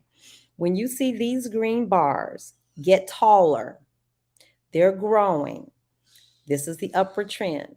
When you see these far apart from one another, they've already done that crossover. Because when they're tight together, they aren't doing anything. Nothing's moving. You can see that right here, how tight they are together. That's like consolidation. But when they spread apart and they start pointing up toward the sky, or if they spread apart and point down to the ground, either way it goes, that's information. So on the daily chart has us above these moving averages. That's beautiful. And I'm going to be watching my RSI to see if it's going up. So it was at 58.61. We'll see, 58.62. So that's a good sign when your RSI is going up, because we know once we get up to 70, we are overbought, and that's cool. Because to get back up to overbought, y'all, I might cash out. I'm sorry. I don't know. I just don't like waiting all day. I think that's what it is. I don't like waiting all day. And if we get money, why do we have to trade all day? You don't. Take the profits and run. Leave one runner. Let that runner do the work, and then go to the beach. That's what my trading life should be. That's what my trading life was until I took on YouTube, you guys. But because once I saw it, I had to share. But what you could do is ride this thing back up, let the RSI get overbought again, and sell. Sell two. I could sell two contracts, keep one, and let that thing do whatever it's going to do today and go on about my business. But this is what I'm looking at, and this is what's steadying me and making me know I can stay in this trade for today. Because don't mean take your eye off the ball, but there's a crossover, and the wider apart they are, and when they start pointing up to the sky, yes. Our RSI is at 58.66. I'm watching to see if that's increasing or decreasing. And then just these visual indicators here that kind of give me some confidence that we should be looking at some up days. Now, we don't know by how much. Your indicators don't tell you how much. They just tell you, these are like trend indicators. They just help you kind of monitor the trend. So let's look at our hourly chart. So I'm just coming down and kind of zeroing in. I'll go through most of the time frames. Well, QQQ is just doing her thing. She's up 24 cents. I forgot, she was up like over $1 or something. Okay, so this is the hourly chart. And so I'm looking at my indicators, really. I'm looking at, okay, we had all this blue. And so it looks like it was going to wane. The trend was waning. And now it looks like she's popping up again. Did you see that red there? And now we've got this green. We had a crossover, but these are so tight together. I would need to see that RSI continue to go up. I would like to see these bars get a little bigger, stay this bright green, and these spread apart. I want to see those all spread apart. This is my hourly chart. And because I'm day trading, I wouldn't necessarily stay on this hourly chart because too much is going on. Too much can happen in an hour. I need to know. I think ideally the 15-minute might be a good time frame to watch for. Elle sent it to me. Somebody sent it. 15 minutes is a good time to watch when you're day trading. So that makes sense because you can see the pattern. So here's what happened. We had a good 30 minutes of up. We had 30 minutes of down. And now we're just kind of duking it out here. Buyers were in control. Now sellers are in control. And all the while, I'm looking at my RSI. I'm checking out my MACD. What is my MACD saying? You can see it for yourself. It was going up. Now look, that's green has turned dark. They're growing small. Oh no. But we've got this support here with our SMAs. So we'll see what happens. And that's it. So all day I'm watching the candles tick in and I'm watching my indicators. I'm watching what's happening over here. Look at QQQ to turn red. So we'll go over to Market Watch and see what's happening over here. I can see that Apple is up. I trade QQQ, which follows the NASDAQ. And so let me put it on indices. Here's the NASDAQ over on this side where you see me doing all that. You'll see Microsoft is up, Nvidia is up, Apple, but oh, Tesla's up. That's a good one because trust me, if Tesla's having a bad day, everybody's having a bad day. But Google is red, Amazon, Meta. Who else? Netflix is red. Okay. Even Ford got a little red going on. What?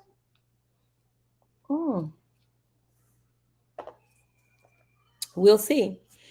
It would be so easy to panic when you see that, but you can't. You've got to read the chart. You have to know price levels. You know, that's how you stay sane trading because you're not guessing and you're not hoping, you're not predicting, you're trading what you see.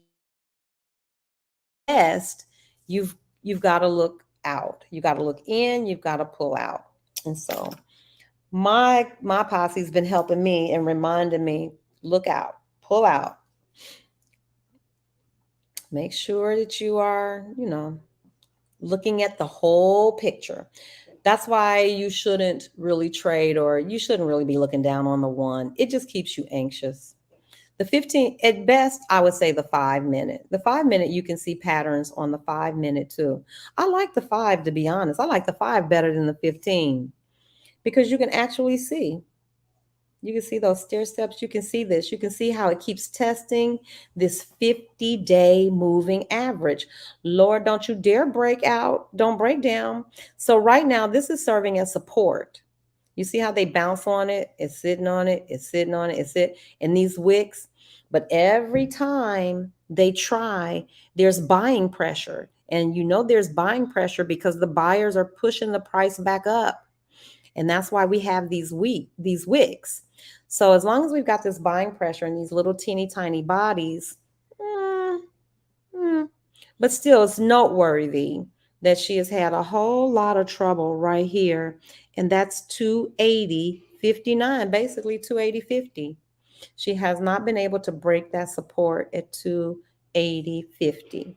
Now that I've said all of that, y'all do know I just started trading 5 months ago. So if there are people in the chat, and this is what I love about our community, they'll get it straight. They'll come in and add anything that needs to be added to make sure that the information that you leave here with is good information. What I don't want is for you to have to unlearn something that I've said. So that's why I try to be cautious. And sometimes it may seem like I'm being cagey, but I'm not. I don't want to say something and you have to unlearn that. So living my dream, C-Bar, Miss Vice. There are several other people that drop into the chat and they know what they're talking about. So let me see. 5 minute chart has a bear flag drop, then even highs and higher lows. 280.75 needs to hold. Yes, it does. It sure does. 280.75 needs to hold. And for sure, we need some bouncing. We need her to bounce like right back above those. So then knowing that, I'm looking at this trend, like how long is this going to go on? Because the longer she plays around, the more she tests that, eventually you keep, it's like anything. You keep tapping it, tapping it, tapping it, tapping it. It'll break.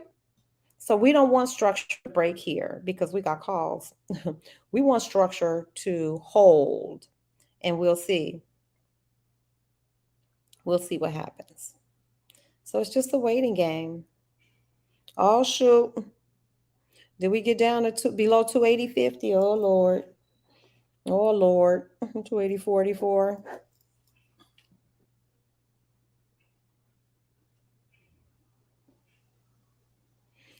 Did you all see all the way from the top, all the way to the bottom? Y'all, that's a whole move. That's a whole play. That's a whole heap of money.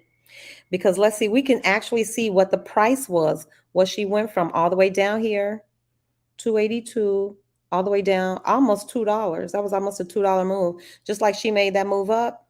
And that's what I said about QQQ. QQQ is a neck snapper. She'll do this. She'll do $2. She'll go up, down in the same day. So you better have a good thesis and be willing to hold your thesis, be willing to hold your position. Don't get swayed too easily because it'll jerk you. You can't be emotional. You just can't. You just got to stay level-headed. That was a bear flag on the 5s. You're going to have to tell me about a bear flag. I know the terminology, but I don't know how to spot it. Is it, I don't know. Is it this big up and then this over to here? Would this be the bear flag? Living my dream trading. So by bear flag, I'm asking, do you mean like this is the pole where it shoots up and then it just goes over? And so it's like a flag on a flagpole. Is this what you mean by the bear flag? I'm just asking. He put that at 07. Does anybody know, or can somebody help point me to where the bear flag is? Because I think it's this. I think it's this pole. Because doesn't that look like a flag? It runs up and then over. But you all know what this really reminds me of? That checkmate thing. There's so many candle patterns. I need to go check it. Oh, I saw this before. I saw this. But look how these SMAs are holding that. I'm telling you, market structure is real. Living my dream. If you come back, I need to know if this is the bear flag. Bumpy, is this the bear flag? Anybody know? Bear flag is an upside down flag. I'm not sure where my bear flag is then. Bear flag is an upside down flag. Which one is the bear flag? Is it this? Oh, wait a minute. Is it this and this? Or is this a bull flag? This is a bear flag. I don't know. I need some more input. The stock falls, then it starts trying to go higher. Each candle said, let me put this up here so everybody can see it.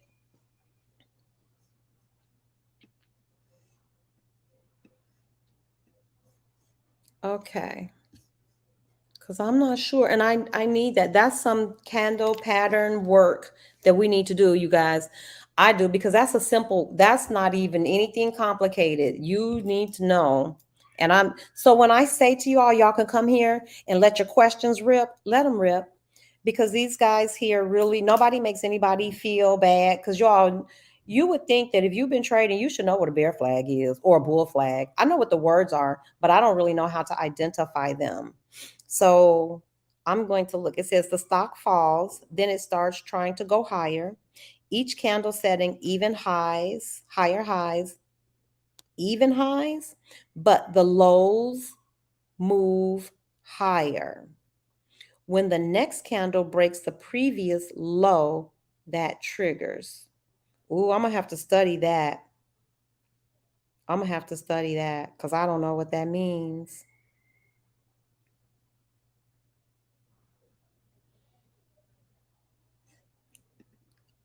On the 5 chart, it starts at 1025. Okay, let me get over there and see. At 1025. Okay, that's 1025. This candle here. Ah, really? Okay, so this down and this over. Is this where the bear flag ends? What? Who knew? Okay. Okay.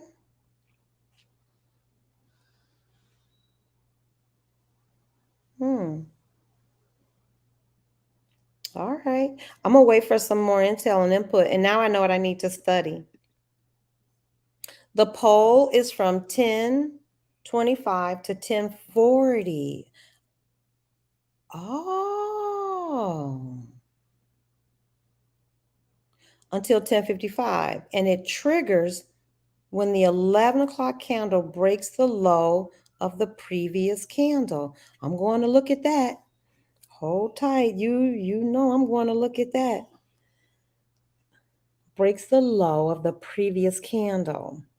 So this. Oh, okay. Okay, wait a minute. Let me get back and read that again. Okay, the poll is from 10:25 to 10:40. The flag is 10:45 to 10:55. Okay, let me do that one more time. The poll. I have to go to my chart because this is blocking it. Let me see. I'm listening. 10 to 10:25 to 10:40. Okay, the flag is 10:45 till 10:55. Okay, let me look at that. 10:40 to 10. Okay, breaks the previous low. I'm not sure. Let me see. Okay, let me keep reading this. It triggers when the 11 o'clock candle, okay, there we go. That makes sense. The 11 o'clock candle breaks the low of the previous candle. Okay. And it triggers. I don't know what triggers mean, but okay, I get it. When this candle, the 11 o'clock candle, wait a minute, that's the 11 o'clock candle, breaks the low of the previous candle. Okay, and that triggers. Oh, okay. Well, definitely, Lord, I need you to keep talking to me about that. I need to study that for sure.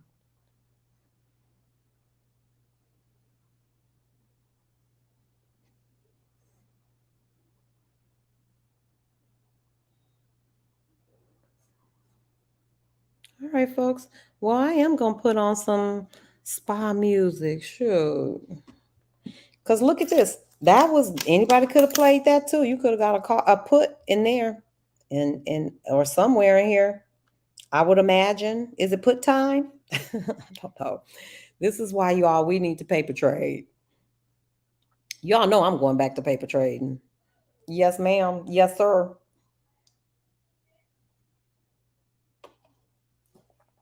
I think my technical analysis is coming along, but my overall knowledge, like conceptual, you can learn a skill. A skill is reading a chart. That's a skill. You could teach that to anybody. Concepts are a little bigger, having a broader view, having a concept of how all these little pieces fit together and work. I need that. I need to work on that. I do. And so I know that. And I think if you have an ego, you can get yourself in trouble trading if you have an ego. You must be able to reflect, redirect. And if ego's in the way, you can't do it. I've had to humble myself so many times and be like, nope, nope, nope, nope, nope, nope, nope, nope. You think you know. And I appreciate my community for allowing me to be vulnerable and let me learn, because this is how I learn. Okay, trigger equals when you want to take the trade. Yes, thank you.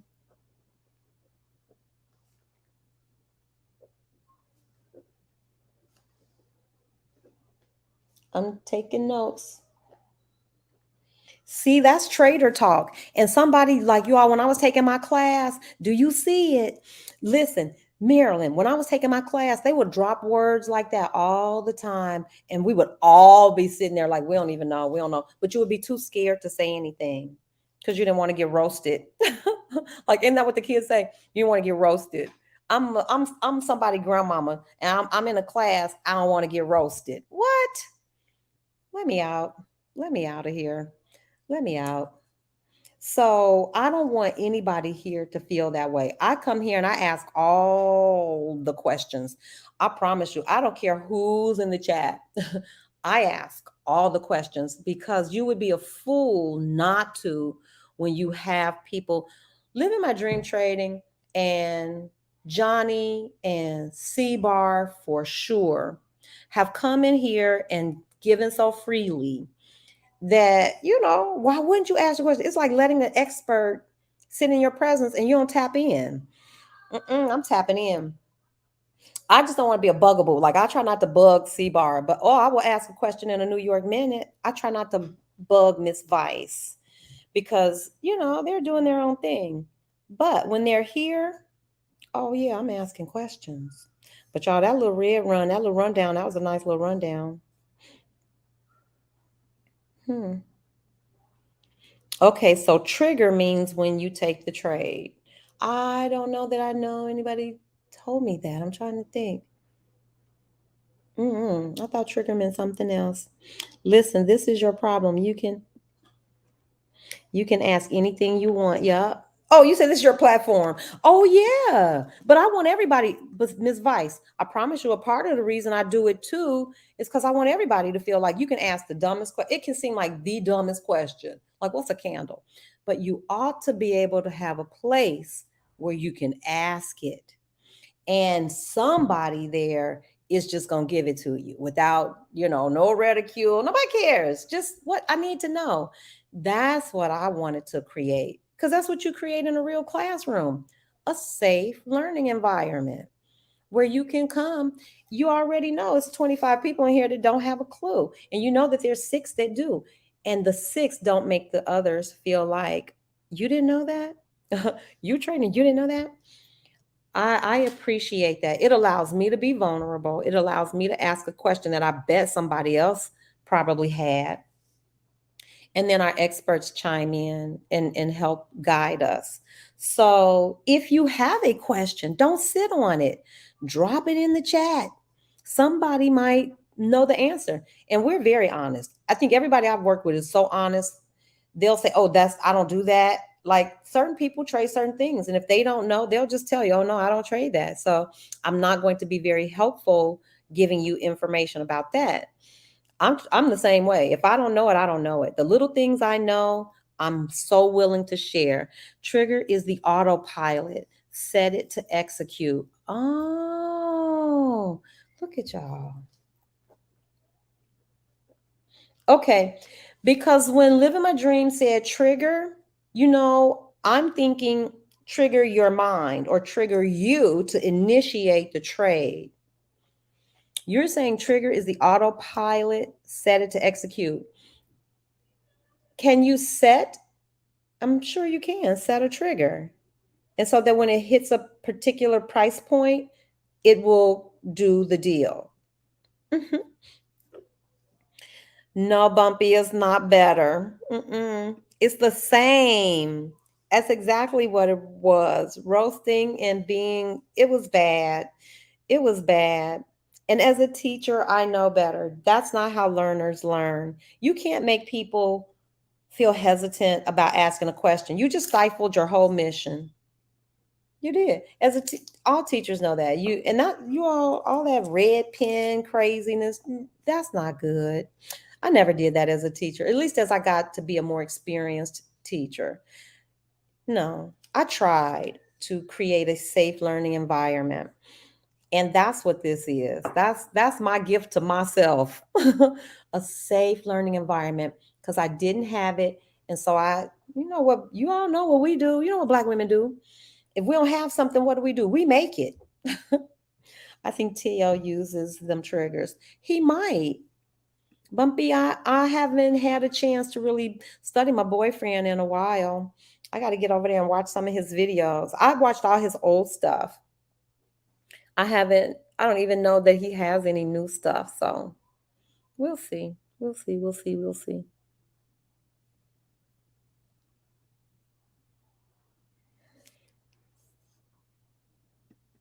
Bumpy say better to be roasted than Sig Dawn. No, I didn't enjoy any of that. No, it did not inspire me. Set triggers when you reach a buyer or seller level and to manage a large drawdown. Thank you, C-Bar. See, y'all, who is in here? If you are in here, y'all better be taking notes. I take notes. I'm the teacher. I take notes. As a teacher, I take notes. I don't care. I'm a learner first. I'm a lifelong learner. Yes, set triggers when you reach a buyer or seller level or to manage a large drawdown. I'm with y'all. Okay, so now I got to go back and figure out what triggers. I mean, because a bear flag could be a trigger, but I'm sure there are others. So much to learn. So much to learn. Mm. So much to learn. I think I need to do a video called What I Learned About Trading and Myself in the first 6 months. Child, what I learned, I could fill up a whole pot. I could fill up a whole hole. I learned so much. But mostly I learned about myself, y'all. I learned how I handle stress, how I handle adversity. You know, I watched myself. I study myself. If you're not a student of yourself, I don't know what you're doing. Because who's going to master us but us? I study myself. I study how I move when things don't go my way. Mm-mm. And if I see something that's not healthy or something that doesn't serve me, I try to address it. Hey, is that Anita? Hey, Anita, welcome. Hey, Diva. Oh, I love you. That's my baby. She is phenomenal, y'all. I know I have some phenomenal friends. Bottom line, they're phenomenal. I'm sorry. I hope you have phenomenal friends too, because it's a privilege to have phenomenal friends. Diva is so smart. Thumbs up, done. Oh, you're done for today? Lord, bless your soul. Not me, girl. I'm sitting in the trade. Y'all know how I do. I hold on. I don't know what that's all about. I hold on. But I'm learning. So here's what we saw so far today. If you just joined and if you're new, what we're looking at is QQQ. This is the EFT or the equity that I trade. And when I say equity, that could be anything. It could be a stock. It could be ETF. Equity just refers to whatever it is you're trading. And so I'm trading options today.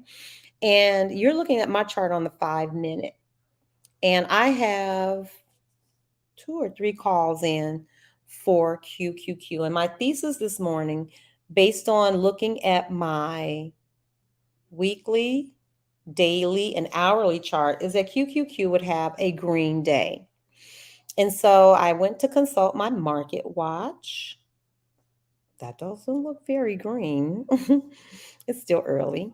And as I'm looking at my watch list, more than half are red. So Costco's green, Apple, Pep, and Tesla, these are the top holdings in QQQ. And they're in the green for now, but not by a lot. Look at Costco. These are less than 1%. So whew. But they're also down by less than 1% too. So Meta and Amazon are also in the top 10 holdings of QQQ. So I just try to get a sense of what the day is going to be, but it's early based on my indicators, my chart, all that stuff. So let's go back to our chart. You can see QQQ, each one of these candles, because I'm on the 5-minute. Each one of these candles represents 5 minutes of trading. You can see the first 10 minutes of the day that the sellers were in charge. And we know that because these candles opened red. I mean, they opened and closed and they're red. We look at that big old selling volume, some more selling volume, and price went down. We can see that around 9:40, buyers came in. I'm assuming they liked that price level, which was about 280. And they sent price all the way up to 280, 285, almost a $3 move. Really, if you think about it, 279.50 all the way up to 282, 79, 81, 82, $3 plus move. She did a little sideways trading and then hit this whole down thing. So basically gave back everything that she had just gotten, everything we just made on the way up, gave it all back just like this. So now we went from 282 all the way down to 280. About 280. So we went down $2. So that's it. And we did it 5 minutes at a time. If you're new, these lines that you're looking at are called simple moving averages. We've got a 9-day, a 13-day, a 50, and a 100-day. And these lines actually track the price of QQQ over the last 200 days. This 50-day moving average is a visual representation of what the average price of QQQ over the last 50 days, and the same is true of the 9 and the 13. They're just a visual representation of the average price over that time period. Some interesting things to note, and I always pay attention to any crossover because crossovers can be indicators too, particularly when you're looking at your MACD.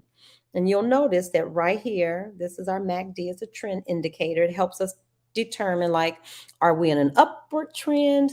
Is this trend building or is it waning? And all these colors help you kind of see, okay, the trend's going up. Uh-oh, the trend's going down. Now we're really into red territory. We're losing, or our numbers are coming down.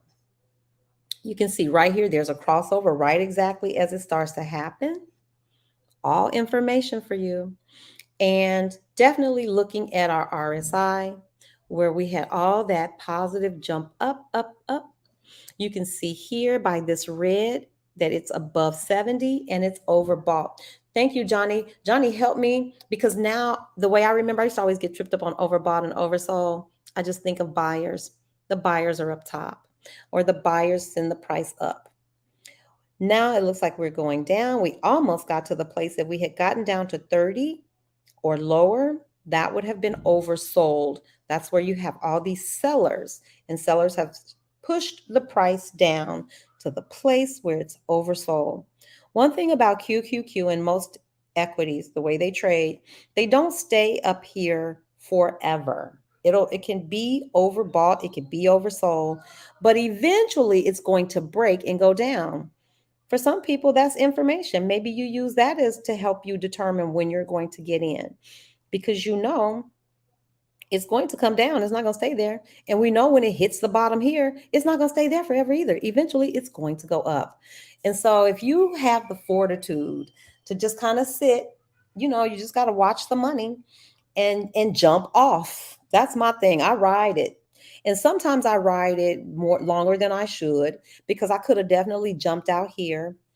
But the reason I stayed was because my weekly, daily, and hourly charts all said, okay, we're expecting some green days. And so I've got some time on this contract too. So we'll see. We'll see if we have a little rally. So we talked about candlesticks. We talked about this is our time frame. Each one of these represents 5 minutes of trading. The green candles tell us that the buyers were in control. The red candles tell us that sellers were in control. These simple moving averages keep track of the average price of this equity over time. Our volume bars tell us how many contracts are being bought and sold. So, of course, we want to see tall bars. That's lots of buyers and sellers. That either is sending the price up, and if you got calls, you're happy. Or either it's sending the price down, and if you've got puts, you're happy too. One reason I love trading options, or I like just having this knowledge, is because even if the market goes down, like we saw, you can make money. Trading stocks, like the whole stock, like if we were trading just Tesla shares, you don't get that benefit when the stock goes down. Everybody knows I'm holding Target. I got caught, and I don't even care for Target like that. But I was trading stocks, and I didn't get out in time. I had an opportunity. I'm a long hold, I think. I need to stop dabbling. I'm by nature, I'm a long hold investor. That's how I started. But you know, why not? If you can make some money when the stock's going down. So my Target stock had tanked. It was negative. It was way negative. And there wasn't anything I could do. I was sitting on my hands. And someone, my daughter and another friend, introduced me to options trading, where in spite of the fact that my Target stock was going down, I could purchase an options contract to ride down with it. But all along, I'm getting paid. So I made money. And the first time I did that, I was like, oh my God, how come y'all didn't tell me about this? I put that money aside in another account. So even though Target lost, it really didn't. Target actually paid me as it was losing. And so I really didn't suffer a net loss on, my holding. And so you can do that too. That's why I'm saying you need to know what's in your portfolio. If somebody's managing your money, or if you've got stocks that are just you purchased, and you should know. You can put that ticker in. You can look at the performance of that stock for yourself. Let's see. You can look over and back. Let's do this. I have a 20-year on here. I got a 15 for sure. 20-year. And we can look at it by month. For me, I want to know. Back 20 years ago, do y'all know QQQ traded one time for $23.32? And the high was 408. All that's information for me. So now we're trading at 280. Who doesn't know that QQQ is on sale? It traded at a high of over $400. We haven't even gotten to $300. So it's $120 off. It's high, man. And here's what smart money says. I don't know if this is what they say, but I think most of us can agree that we don't think we've seen the bottom yet. So that's why I'm not rushing to buy and stock up on long holds, because I think we've got some more bottom to this.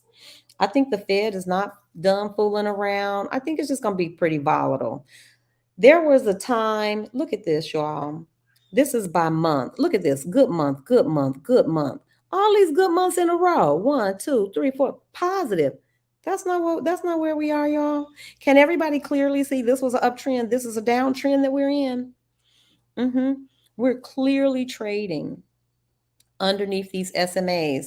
And it looks like this might be holding, but we're going to see, because just like it taps here and eventually breaks, it can tap just like it tapped earlier. It'll tap, tap, tap, and eventually break. So this is interesting to see.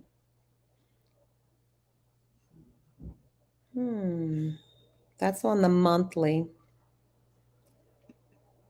Let's take a look at the weekly.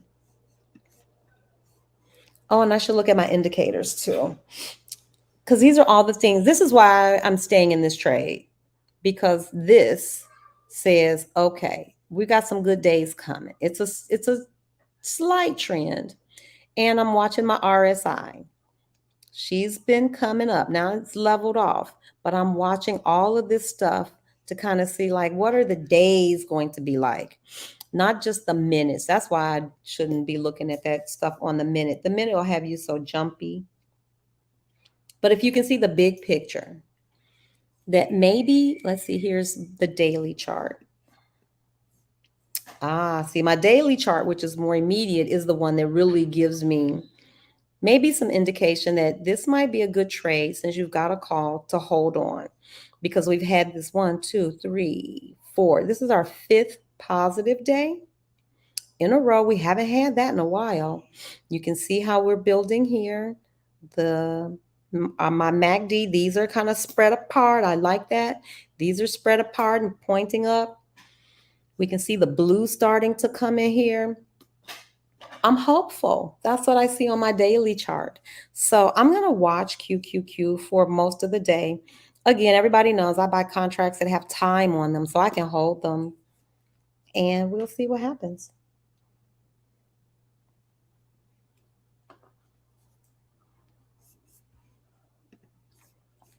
So if you need help, oh, Diva, you are more than welcome. Are you kidding me? You are more than welcome. Let me go back over here and get to I'm going to come off my daily chart and go to my 5-minute chart. I'm sorry. I like the 5. And because you can see, I love watching these steps. When I see those, I already know what's happening. When this one closes and this one opens and this one closes and that one opens and they make those little stairs, we already know what time it is.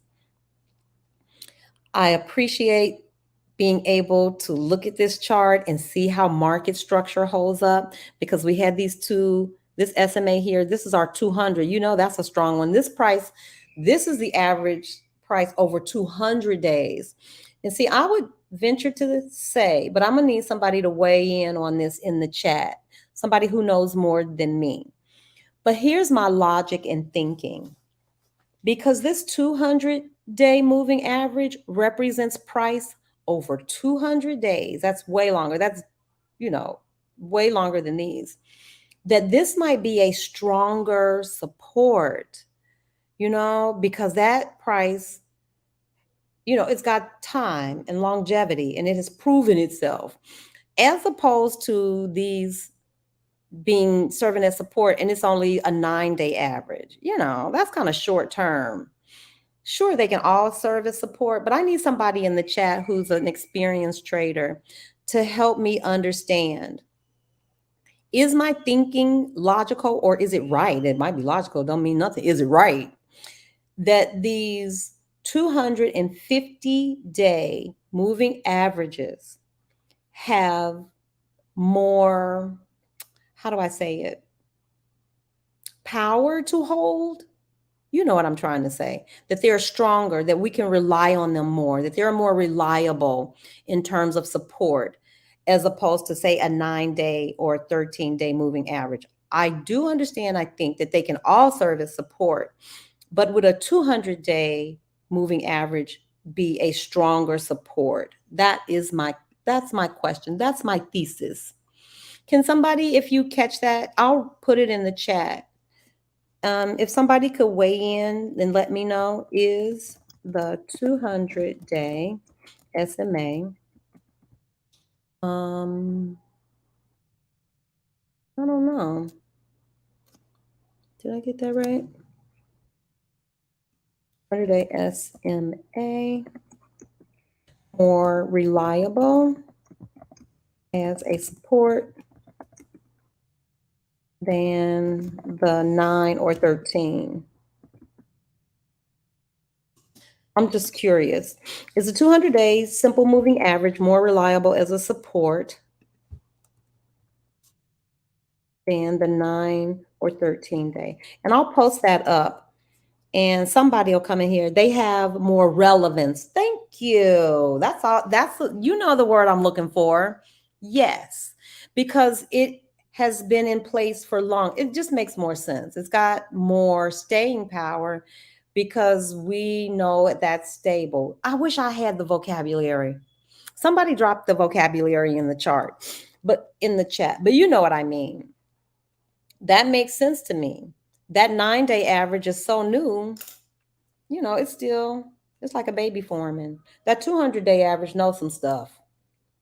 That's how I explain it. That's how I explain it to a 5-year-old. That 9-day moving average, yeah, it's good, it's true, but it's not nearly as strong as that 200-day, because that 200 days got some staying power. We've got evidence and data over 200 days. So, okay, they have more relevance. Thank you. Okay, got it. So she's on her way back up. Well, how about that? And we've cleared these. This is my favorite thing. Now, see, this is another reason why I trade QQQ. Because if you were smarter than me, Somebody could have caught this up. That was clearly a up. Y'all saw it. Sold. Maybe they wouldn't have sold right here, but the way Frank could trade on that first red candle. He'll get out of there. Somebody could have maybe cashed in on some of this. I don't know about this one. See, I don't know how to play this, because if it was caught up like this, it wouldn't have been, I would have been afraid that it could have bounced off of that. So I probably wouldn't have done anything with that. But then watching it go right back up like that, that's QQQ. She'll do that all day. She'll go up, down, up, down. So I guess what I'm saying is that there are many opportunities. QQQ can present you more than one opportunity to trade in a day and really make some money. You all saw that little move just from here, because I got in somewhere here, from here to there. That made over $300. So she'll just go back and retrace. She'll go back up top. You can watch this RSI. Look at that. Up, down, up. That alone should give you some solace that don't jump in and out of a trade. Just buy yourself some time. If you be patient. It's going to go up. It's going to come down. You just need to know price levels. You need to know, like, how far is it going to go up? When is a good time to bail? Where's my resistance? You need that kind of stuff. But is it going to go up and come down? It sure is. That's what she's in the business to do. So we talked about SMAs, simple moving averages. There's another thing called an EMA, or an exponential moving average. I don't use them only because I wasn't trained with those. I was taught using simple moving averages. But exponential moving averages, to me, I think they sound more accurate, because an exponential moving average, like my 200-day just takes 200 days. It is what it is. They add 200 up, all 200, closing prices, divide by 200. There's your 200-day moving average. But an exponential is like a rolling. So it keeps incorporating that day's data, and the last day will fall off. So for me, it seems like it would just keep updating, that it's more accurate, because it is putting more weight on the current data, the last week or so, which is probably more relevant to your trading today, the price action over the last week, as opposed to the price action 200 days ago. So an exponential moving average is like a simple moving average, but it updates daily, or, it incorporates the last day's trading data into that calculation, and it drops off the very last one. So it is constantly updating, where your simple moving average is just what they say. You take 200 days, you add it up, you divide by 200, that's your moving average. But because you're giving weight equally to every one of the days, even the 200-day, that data is getting equal weight to the data that you just got from yesterday. Well, that doesn't sound right, does it? I mean, if somebody was asking, that's where I get in trouble. No analogies. It is what it is. It's exactly what I said. So I use simple moving averages, but I know people who use exponential moving averages, and I may trade and switch out, because I do believe that that makes more sense, that they would be more sensitive or be more accurate. So we covered moving averages. We talked about candles. And what I love, what I'm learning, I know this sounds like, but I'm everybody knows I'm new. These wicks, how they talk to you, and they're telling you about buying pressure and selling pressure. Because a nice big candle like this with like no bottom wick, or how about one with no wick at all? Do we have one? This one has very little wicking, very little at the top, very little at the bottom. This is clear. That's a clear move to the upside. It wasn't a lot of selling pressure, not a lot of pressure to bring the price down. So that candle means something a little more different. It's communicating a little differently than this candle. This candle has this very slim body. Price opened and closed very close. And you can see this wick. So there was some selling pressure there. Sellers came in and pushed this price down. So your candles are telling you something. When I see that red candle, you might get scared, but I'm saying that's not a very strong candle. It didn't come in. If it came in like this, I would be like, whoa, that's a move. But it's okay. Yeah, she came in there. It's buyers and sellers present in the market every moment of the day. The sellers cannot always be in control. The buyers cannot always be in control. So that candle wouldn't shake me much. And to see her continue in, her upward trend, just keep going. I like it. QQQ can get on a move at the end of the day. Y'all don't give up. Pay attention to the chart. That's what I'm learning. Not to get in my feelings when I see these numbers going up and down. Don't get in your feelings. Trust your chart. Trust your technical analysis. And if you've practiced and studied, you'll learn to trust your own thesis. Well, I'm new to the game, so I sometimes trust to be honest with you, I trust my thesis, but I get shaken. I get rattled when I see when that blood comes. It's like, oh Lord, no, I don't want to lose any money. But you will mess yourself up doing that. And I've learned that. Trust your chart. Trust your thesis. Trade what you see. Trade what you see. That's my advice for today. Trust your chart. Trade what you see. It'll work. And don't overtrade. Ain't that the pot calling the kettle black? Because y'all know I overtrade. But I'm not today. I'm not today. Bumpy, yes. They have all kind of tapped me on my shoulder and made me remember. Don't look at that one. If you think you're anxious, that one will have you'll be ready to bail on the trade because it just moves so quickly. So the 15 is good. Sometimes for me, the 15 is a little too slow. If something's going on, I want to know. The 5 is a perfect kind of middle ground for me. It keeps me from the 1 and the 3. But I can still see the pattern forming on the 5 minute. So that's why I like the 5 minute. So if you're new to the chat, I see we have 19 people. Welcome, welcome, welcome. We want you here. Welcome. My name is Sandra. If you're new, welcome to my channel, From Lack to Legacy. On this channel, we're all things money, investing, and mindset, particularly mindset. How to go from a scarcity mindset to a mindset of abundance.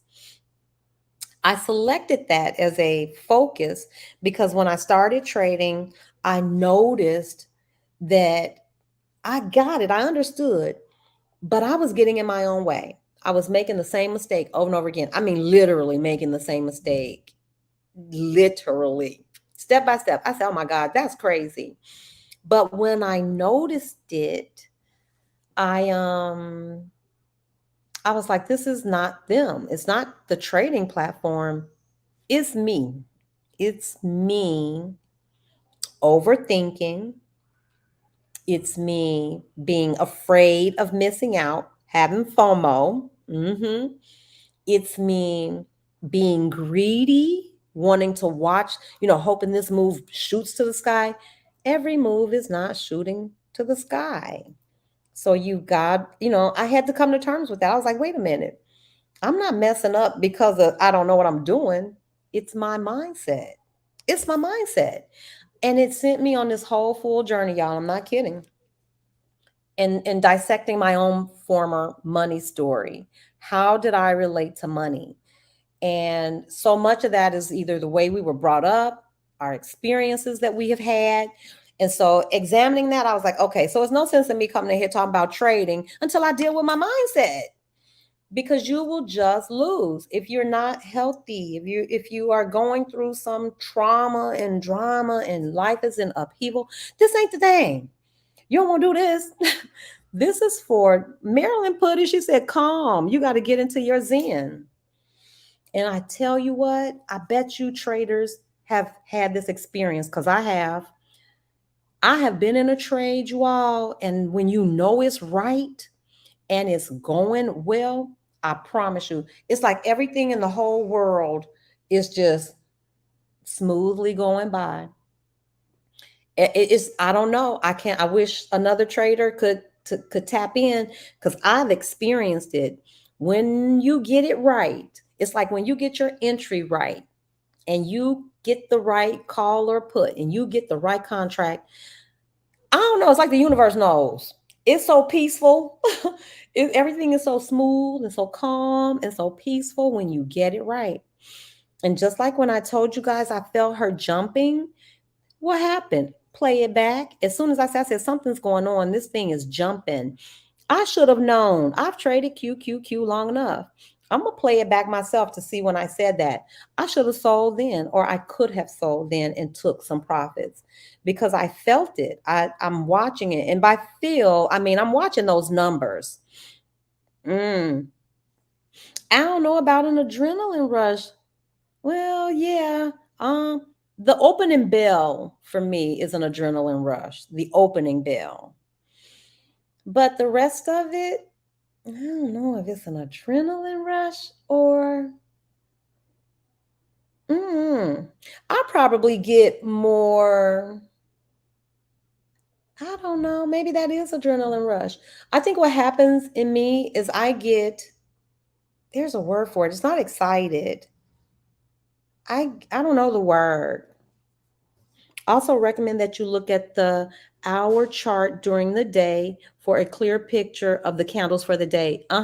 C-Bar, we did that. Yep. I took them through. We went back. I looked at the weekly.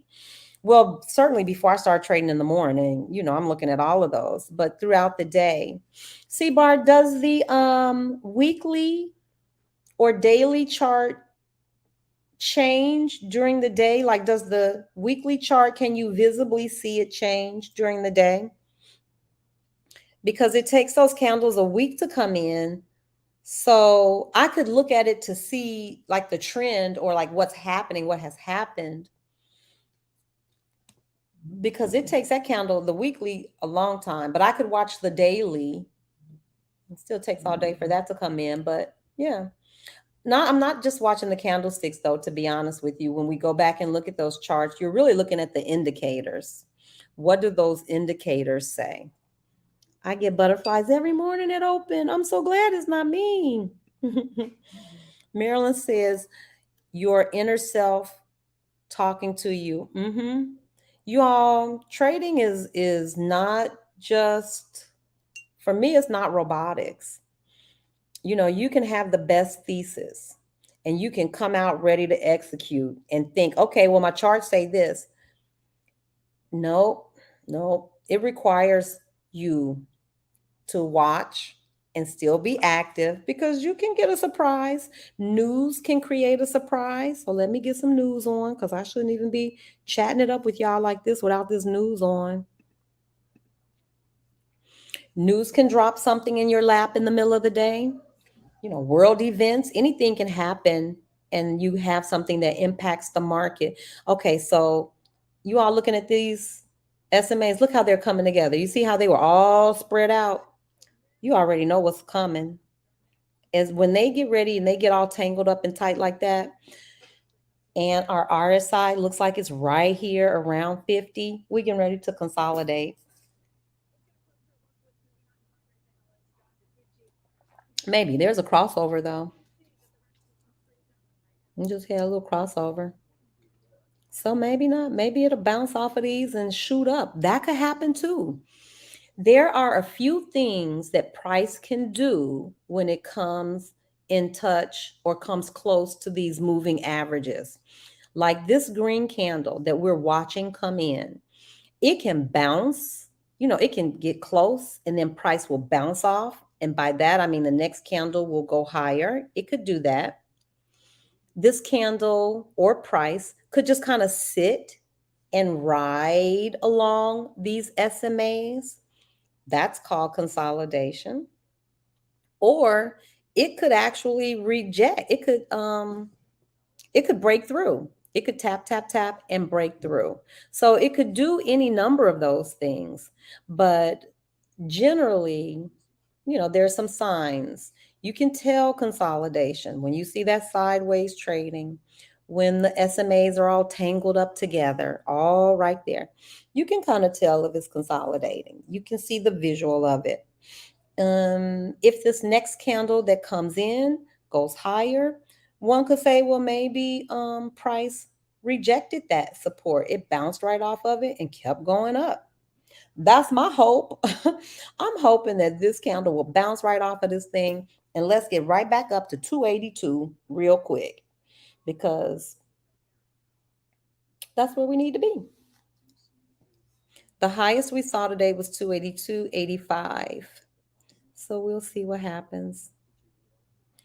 So for now, we got to get past 281.50 because QQQ on the whole dollar and on the 50 cents, you'll see a little resistance, particularly if she's headed up.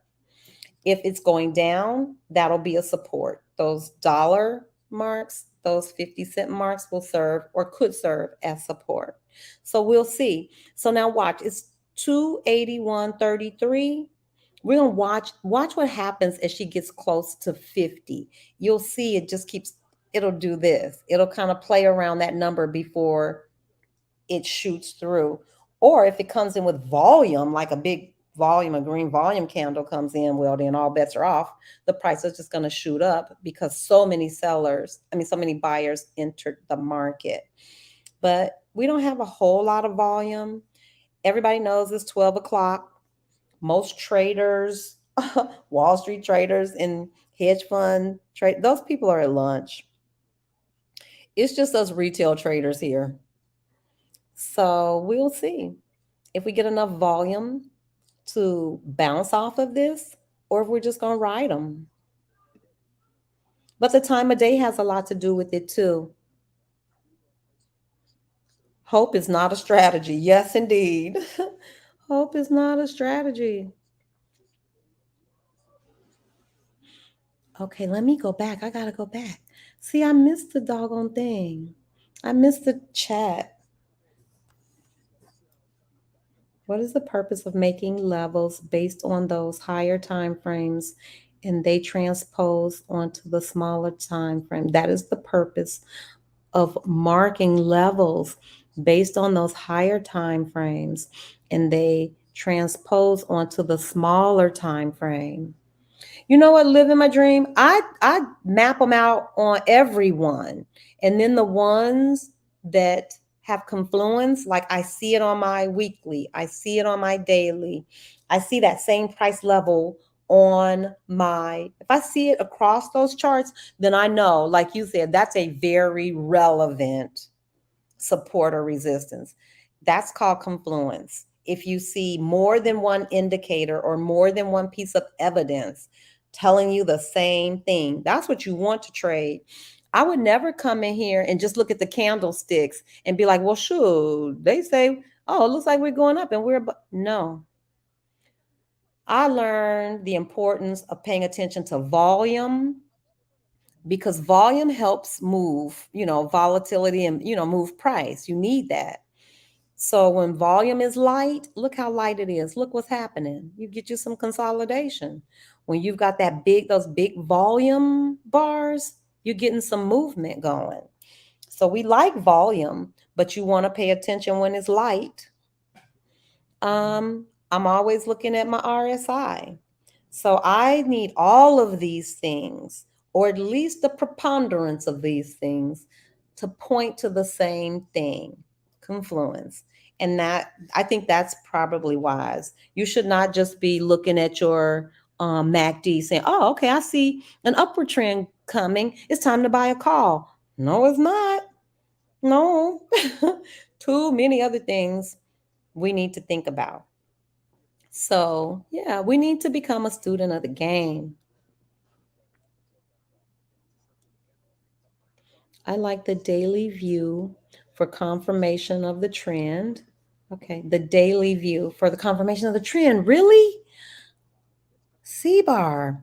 I like the daily view for confirmation of the trend. Let me go back to my daily. I want to see. I'm sure hoping my daily, I think it does because according to, I looked at the monthly, the weekly, and the daily, and they all pointed to we would be having green days or we're trending upward. And so let's go look at, CBAR says the daily chart. So I'm going to go to my daily. I'm moving it up so you can see. Okay, so here's my daily chart. And it does look pretty good. I mean, so we've got these. I go right to my MACD. I'm old school, y'all. I just started using my TTM. I love my MACD because it was what I was trained on. And so usually it's where my eyes go first. But you can see 1, 2, 3, 4, 5, 6. It looks like for the last 6 days, we've been trending upward. You can look at the candles and see the same thing. 1, 2, 3, 4, 5, 6. We've got these upward trending days. I love that this thing has gotten above all of these SMAs. So I'm going to ask CBAR because CBAR is an experienced trader. CBAR, does my daily chart confirm? My thesis is that certainly between today, I think I got 10 days on my contract. Certainly between today and the next 3 days, I should see, I'm hoping today will be a green day because that's what my chart says that we should be expecting. Can you all see the lemon squeeze down there where you see that blue coming in? I love how far apart the lines on my MACD are spread apart and it looks like they're pointing to the sky. So this was one of the reasons why I said I'll buy calls today because even my RSI looks like it might be going up. It's at 50, it's almost at 60. Yeah, look at the RSI. It's at 58.98. The RSI is going up. So those were all the things that made me think in developing my thesis that today would be a green day. I even look at the hourly. I look at all of them. You know, that's the 4 hour. But I look at my hourly, the daily. I just roll through them. And so here we are on our hourly chart. And even on my hourly chart, you can see there was this crossover and these bars are getting bigger. They're still our bright green, which indicates uptrend. They're wide open. And here we got these blue bars reemerging. You know, it looks like we were done. It was, uh-oh. And then here they go. They're building up again. So these things, and then you can see right here, volume is still a little light, but we aren't even overbought yet. So I'm hopeful. QQQ likes to be up top. So those were the things that made me think, C-bar, did I read that right? Or live in my dream? Did I get any of that right?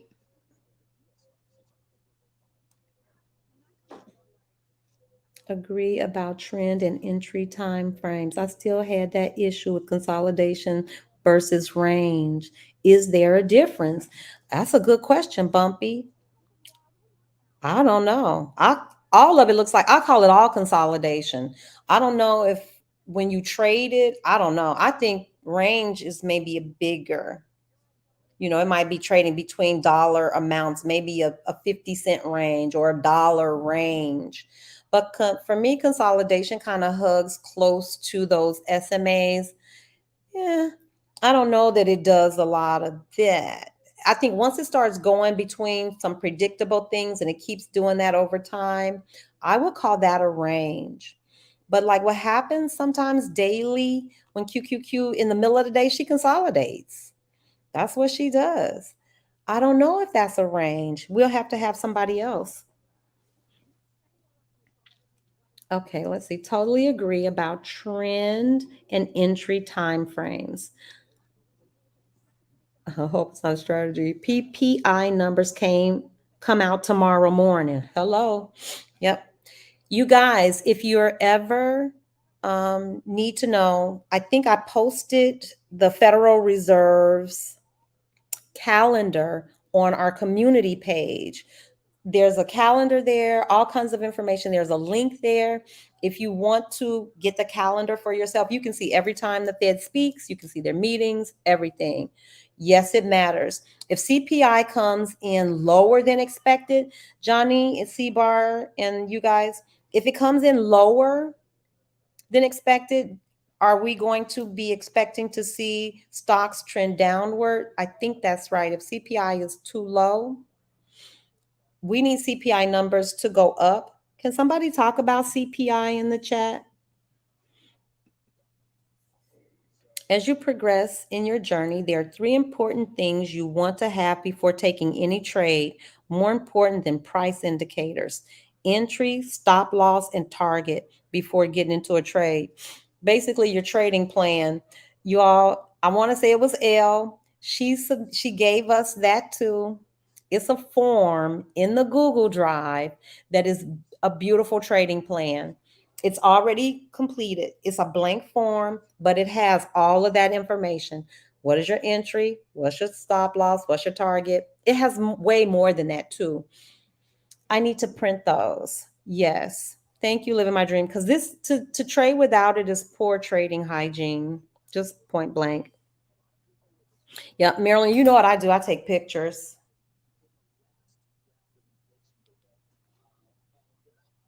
But please make sure you all, that's gold. Those are gems. Those are the gems we come for.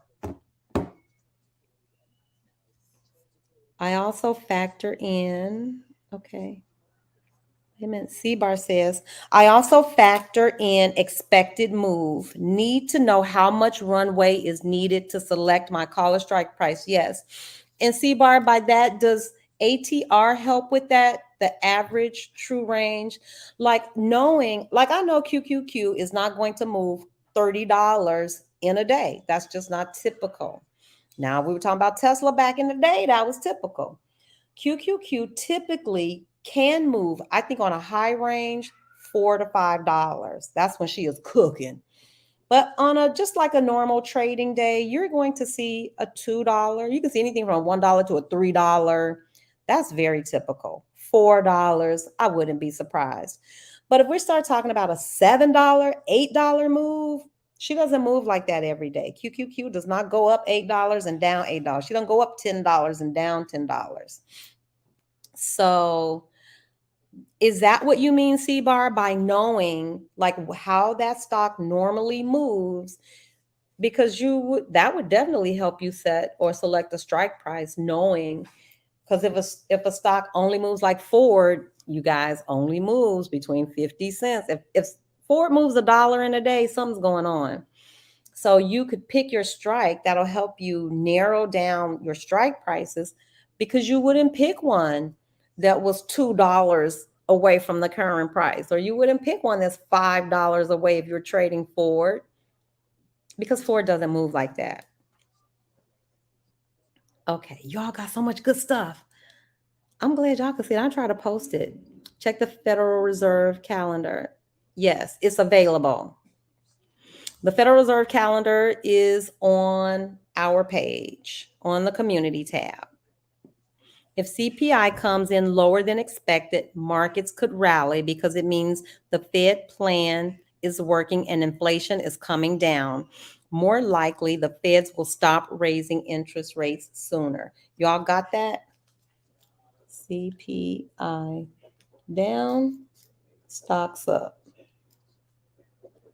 And that's oversimplifying it. That's not a guarantee, but you could study it. You could always go back and look at what price does, because CPI data comes out every year around the same time. You could go back over time and look at, what does price do? How does price respond to CPI data? To say it is good, but to actually go back and look at what it does, that's even more meaningful. But see, we wouldn't have known that. We wouldn't have even known what to look for if we didn't have folks dropping these gems right here in the chat. So CPI data, we need to watch. It's coming out. Y'all can check the calendar on the community tab. Mark your calendars. Living My Dream says the daily, weekly QQQ is right at resistance to go down if it doesn't break 381.25 area. I use a higher time frame moving average. QQQ has been trading in a down channel since 922 and is testing. Oh, Lord. 922. Living my dream. I need to talk to you. The upper channel. Okay. You screenshot too? Me too. PPI. Oh, now you all getting PPI. You better get it. PPI is the product price index. The inflation that producers are paying for input for their goods. I'm taking a picture because I'll have to digest that because I don't know exactly what that means. I'll have to digest and maybe do some research. Everything that you guys are getting here, please follow up with your own research. I think that to get the seed is great, but you got to water the seed.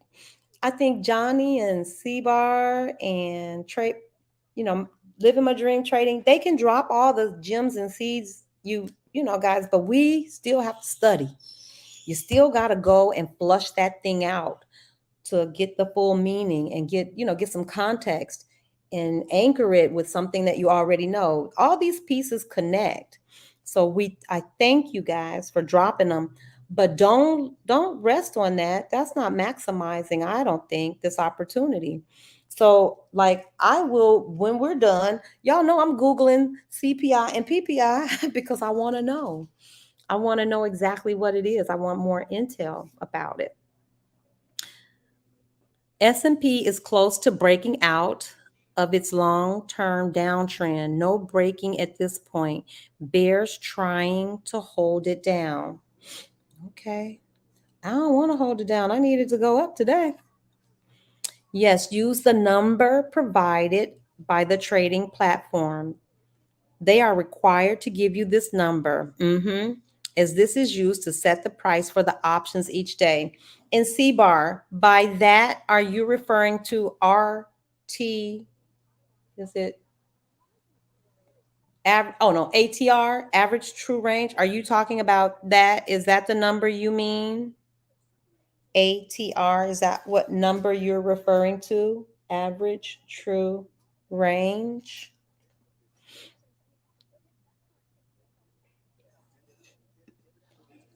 Input equals inputs for their goods. Expected move. I just want to make sure that we're using the same language or that I'm talking about the same thing you're talking about. Is the expected move the same as the ATR? Or are they close enough that, you could use the ATR as the expected move? Because I know the ATR, I can calculate ATR, roughly. Marilyn says, read more, learn more, search more. Please. You have to. You have to. At least I do. I don't know. It makes me feel more confident when I know. It's like, okay, I got that. Not only does it make me feel more confident, it makes the picture, it clears the picture up for me. Every little piece I get, it's like, oh, that's how that go. Oh, okay. They're related.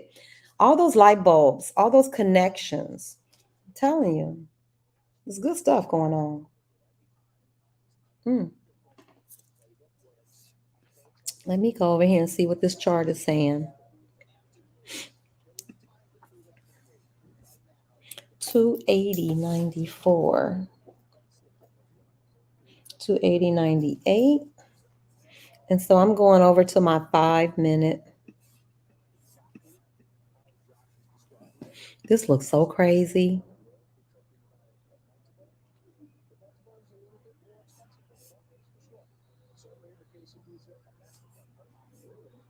Let me get this news up.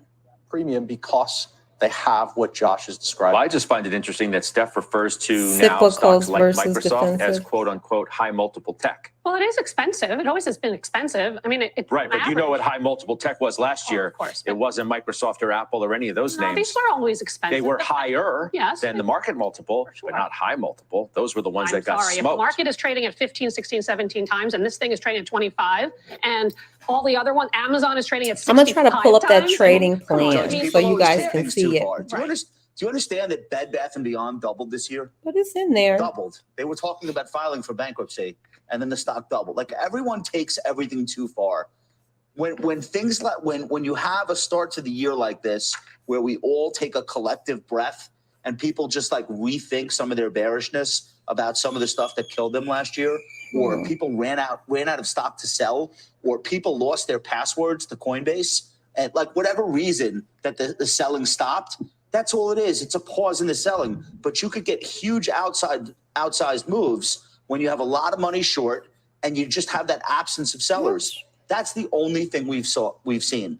And when this fades away, which I think it will, we will be right back to what had been working for the last 6 to 9 months. And I really think people shouldn't read too much into the first week or two of January. So let's hit Disney if we could. I want to hit a couple of things before we take our first break. I'm going to share this with you guys. This Steph is is like here, the obviously trading owns the stock, plan. okay? I forgot who talked said it in about, the chart. It was either last one of week the when it was revealed you're going to have a fight. one of our between OG Peltz and traders Disney. said, And you said, start as a with holder of shares, knowing that your you would vote target, for knowing your Peltz, entry, right? knowing We where you're going to discussed this exit, on all of that overtime. good stuff. So Disney's And I'm firing going to back share today. this with you guys. They say that Peltz lacks the skills. These are the words that they've used in their filing and all of that today. He lacks the skills so to you assist can the see, board, but it's doesn't in understand there. So Disney's use business, it. presented us Use with no it. I need strategy, no to new ideas or a plan. share screen. Hasn't actually presented I a single got to get a strategic idea printer. for Disney, oblivious to Chrome secular change tab. happening in media.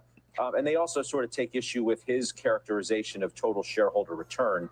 Basically, a time frame that they suggest is not the right time frame to use. So can you guys see that now? Can you see the It gave them 10 years. 1, Did I 3, give it 5, to 10 you? Yeah, years. there you they've go. underperformed the So overall it's this market. trading If there's checklist. Right. They use the fact 30 years. they use All right, I'm just saying he said And you 10, see, right? So it's fine. right. They use they you come can back write today and down say, the name of judging the from stock. It says stock price, the ticker. What are you buying, a call or a put? You could just circle that. What kind of trade is a scalp day swing, long term? Love this. What's the premium, number of contracts? What's your exit, price, the premium percentage? What do you want to do? What do you want to gain before you exit? The expiration date. You can note your delta, all of this stuff, support and resistance. So you know your price levels before you go in. What's your profit? What's your stop? And some other things down there. Let me see if I can get that. Hold tight. I want to resize this so you can see down below too. Some other things to consider. Nope. Our trend direction, market structure, phase, EMAs used, are they crossing? So EMAs and SMAs, I use SMAs, but EMA, same thing. Let's do that. So this is available to you. We have a trading plan. We really do. And so in my morning prep, you all know what I need to do. Not only go over that stuff. Oh, Lord. I am showing, this is undisciplined. That it would be nothing for me to put all that stuff down on my trading plan. I think all of that stuff helps stabilize you. It helps, stick to the plan. What's your thesis? Stick to the plan. So if you haven't used this, use it. It's there. We got people here providing us with great support, y'all. And I'm so grateful because I traded by myself virtually. And I really felt like I was in the dark. I knew. It was like, man, I wish I could have somebody I could just ask this question. Could you just tell me? Man, that's invaluable. Invaluable. Share screen. I'll bring y'all back in to see this chart.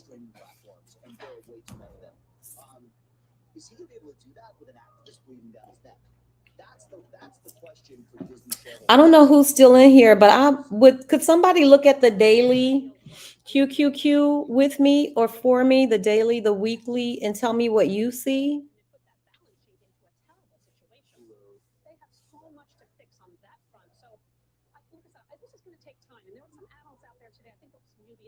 Who said to buy the stock because the quarter is going to be good? Oh, come on. This is not. You're owning the stock. You're owning it for a year, 2 years, 3 years, maybe.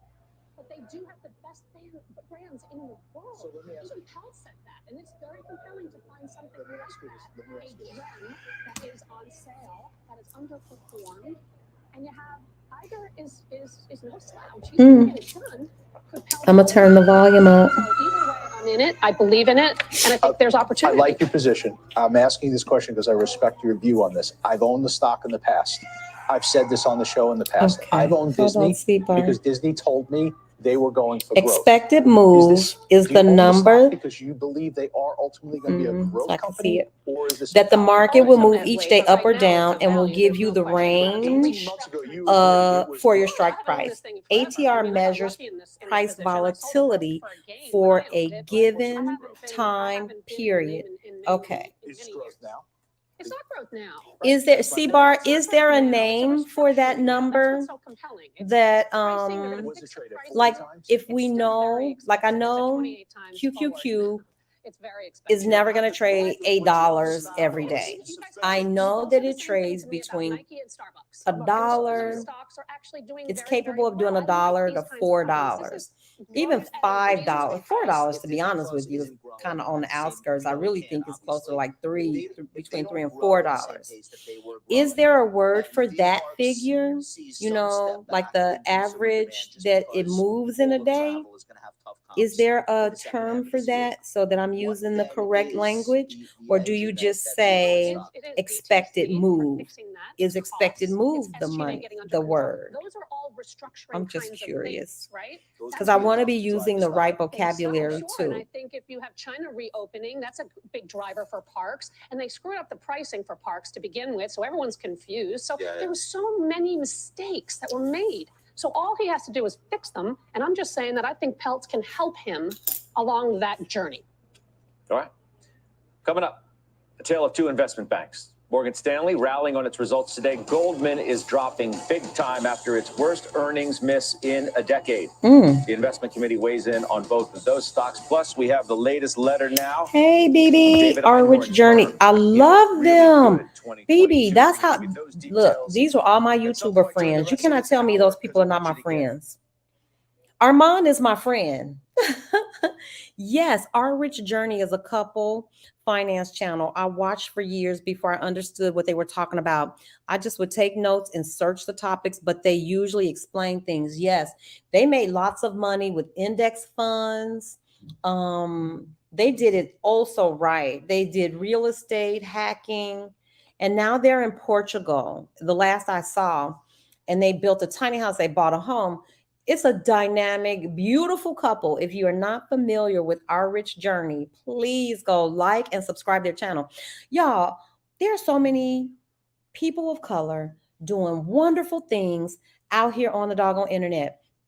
Not just them, Halisi and Rick, they are giving financial information. They are a part of the FIRE movement.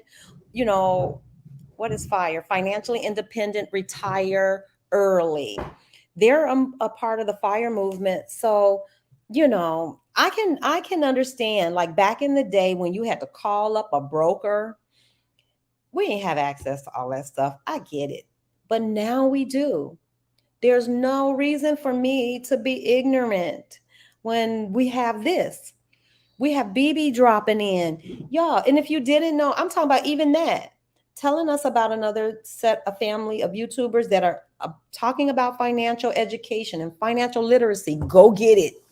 Go get it. Share it with your friends. Share it with your children. I am so all about sharing it with my kids. They don't have to go the route I went. They don't have to be 45 and figured out, oh my God, wait a minute. My finances are important. Yes, they should know out the gate. Our Rich Journey. Rick and Halisi's channel is, oh shoot, don't get old. Somebody put the name of their channel. Oh, Our Black Utopia.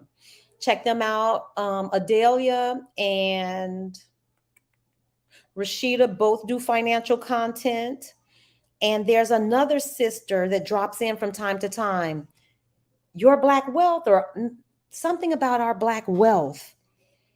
Yes, you all. We don't even have to play. Really, Halisi yes, they're in Portugal. Rick and Halisi, they're a part of Exodus Summit. And they have a wonderful channel. Oh my God, I just love them as a couple. They just look good together. That's a good looking couple. Anybody ever pay attention? Y'all ever tune in? Y'all go over and like their channels, like and subscribe. They also have a Facebook group too. So I'm pumping up all my friends. Go check them out. But they got good stuff. They do fire, all kinds of just good information. And you know why I like it? It's free. It's free. We don't have any excuse for not knowing. If you want to know, you can know. If you don't want to know, we're not going to bother you. This is not a problem. You can just come and sit with us and chat it up. Get your tea. We don't care, but it's here for the taking, so you might as well take it. And I love what Marilyn says, study for yourself. It's going to take a little bit. We can't pour it all in your head. You want to just blow in your ear and everything. That's not going to happen. No matter how many tips and gems they drop in that chat for me, I still got to go back and apply it. I still got to go back and work it into my schema. What I already know, I've got to put that in and make it make sense and find the place where it belongs. Because you got little memory buckets. You might have a little bucket where you got all your knowledge about technical analysis. And then you may have another little bucket where you know all about price and market structure. And then you might have another little bucket where you know about fundamental analysis. You know what kind of companies make good companies to invest in. Well, when they're dropping these gems, don't just write it down. You need to figure out, well, what bucket does that go into? Wait a minute. Does that pertain to technical analysis? How does that work? How does that fit in? So that's making meaning. Yeah. So yeah, y'all, come on, let's elevate. You follow them. Yes. I follow them and share. I do too. Me too. If you got a YouTube channel, and y'all know who else I love, wait. And I'm not just throwing out names. These are people that I think bring value. You're not going to hear me talking about no gossip channel. I don't have time, y'all. First of all, I don't have time. I don't know who does. But who is the other? It's just on the tip of my tongue. I'll remember. Our Rich Journey is a template for buy and hold long-term investors. Yes, they are options for income investors and buy and hold for retirement or long-term wealth building. I think they have like the most complete approach. Y'all go check them out. And on top of that, it's the cutest little family. They got 2 little girls. They're not little girls anymore. They've grown up right before my eyes. But it's a sweet story. It's so wonderful to watch them work together and build that. Oh, that thing gave me goosebumps. Just like that. There are 2 Halises. Oh, I didn't know that. I only know Halisi and Rick. I'm trying to think who else is doing good financial content. Y'all know all the other Black folks that I recommend, like Black Girl Stocks, Modern Black Girl, if and when you're ready to take classes, but those are paid classes. So y'all get your bellies full first, get your vocabulary down, because they don't play games over there. I'm saying you go, but go with your belly full first. Go make sure you have the vocabulary down. Make sure you understand how to use the platform. Your class will be that much more meaningful. You'll be able to jump in and follow along, and you won't be preoccupied with trying to understand just what they're saying. You'll have some knowledge, and then you can build on that. So I say take advantage. Watch Halisi and Rick.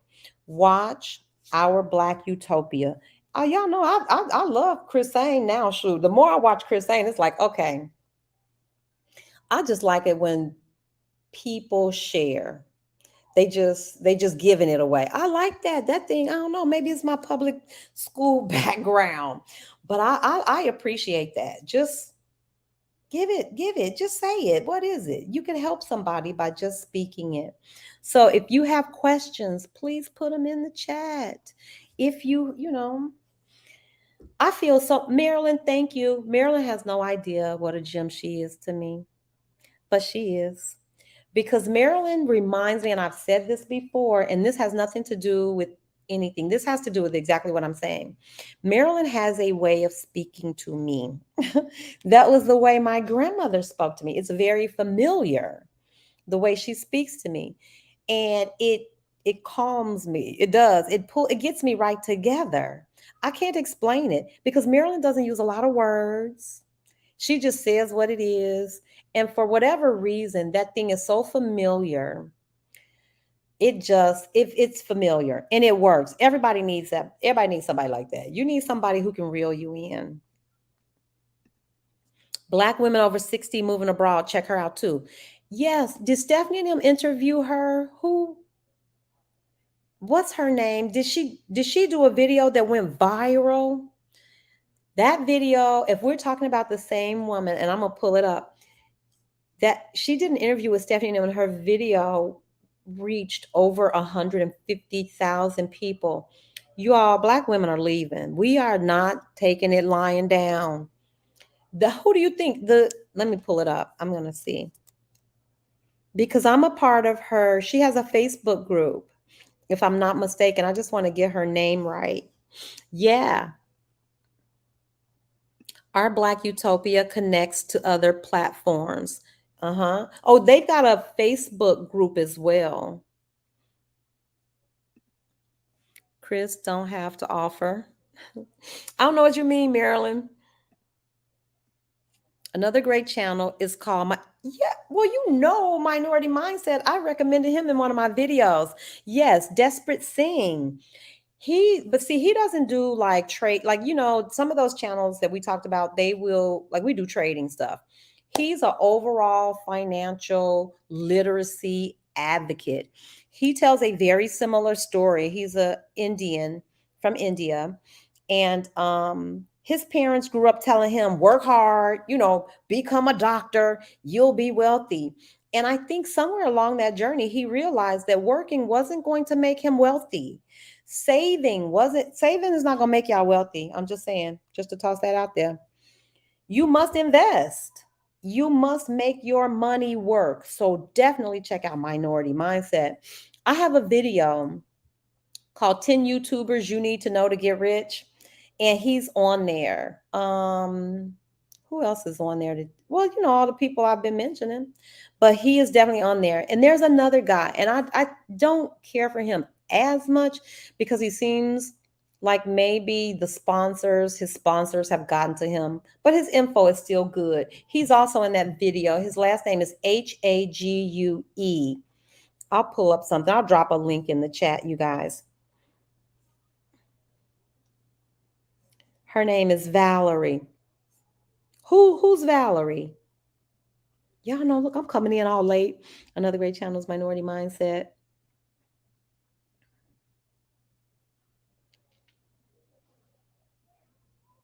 Really? In SPY? Wait a minute, I gotta pull this back up. Living my dream. You're green on SPY this year? That's some good stuff. Chris saying don't have to offer his advice to us. No, he doesn't. We go get it. No, Chris saying doesn't have to offer it to us. We go find him. I'm looking for anybody who is doing financial literacy, period. Mindset changing, period. I think we have not, because we don't know. It's not like we're not smart. It's not that we aren't worthy. It isn't that we haven't worked hard. We've done all of those things. But I think you have to be deliberate about your financial literacy. You just got to, just like you learn anything else. You've got to want it. You got to go after it. You got to stay current. Things change. But why wouldn't you? It's your money. Oh my goodness, y'all. I don't know. I get excited. Y'all see clearly I get excited.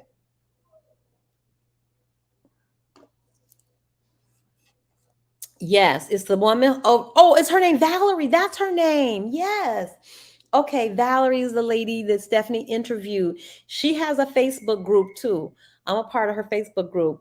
So dynamic. Her video with Stephanie Perry went viral. That was so exciting. It was so Deborah Valerie, Black woman over 60, moving abroad. Thank you very much. See? All the answers right here in the chat. Right here in the chat. Okay, QQQ trying to make her move again. Let's see. Come on. Let me see where she is. For day trading, I built my technical analysis off a channel called Live Trader Professional Trading Strategy. Oh God. Take a picture, Marilyn. Get your camera, Marilyn. You're getting some gems, incoming gems. He can be brash, but the information is invaluable. I don't care nothing about his delivery. I'm not 9 years old. I just need the information and the facts, sir. Give me the facts, just the facts. Because I watched that candlestick video of that man who talked like this the whole time. I watched that whole video. I'm sorry, I had to see. And it's good. It's a good video. You got it? Good, sis. I'll put this back up. Y'all go get this. Live Traders, Professional Trading Strategies. I wonder if let me check and see. I'm going to tell you right now if I've subscribed to them. Live Trader. See. Live Traders Professional Trading Strategy. Live Traders.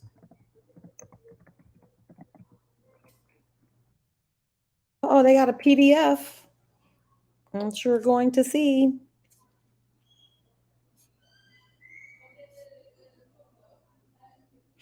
Oh, I can't believe I'm not even subscribed to him. What? Y'all, I got so many sub. You know, I sub. Professional Trading Strategies. Okay. Nice. Thanks for that one.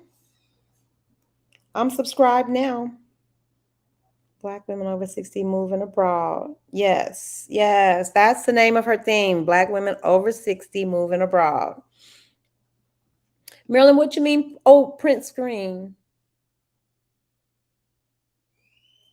I'm gonna need me some more tea.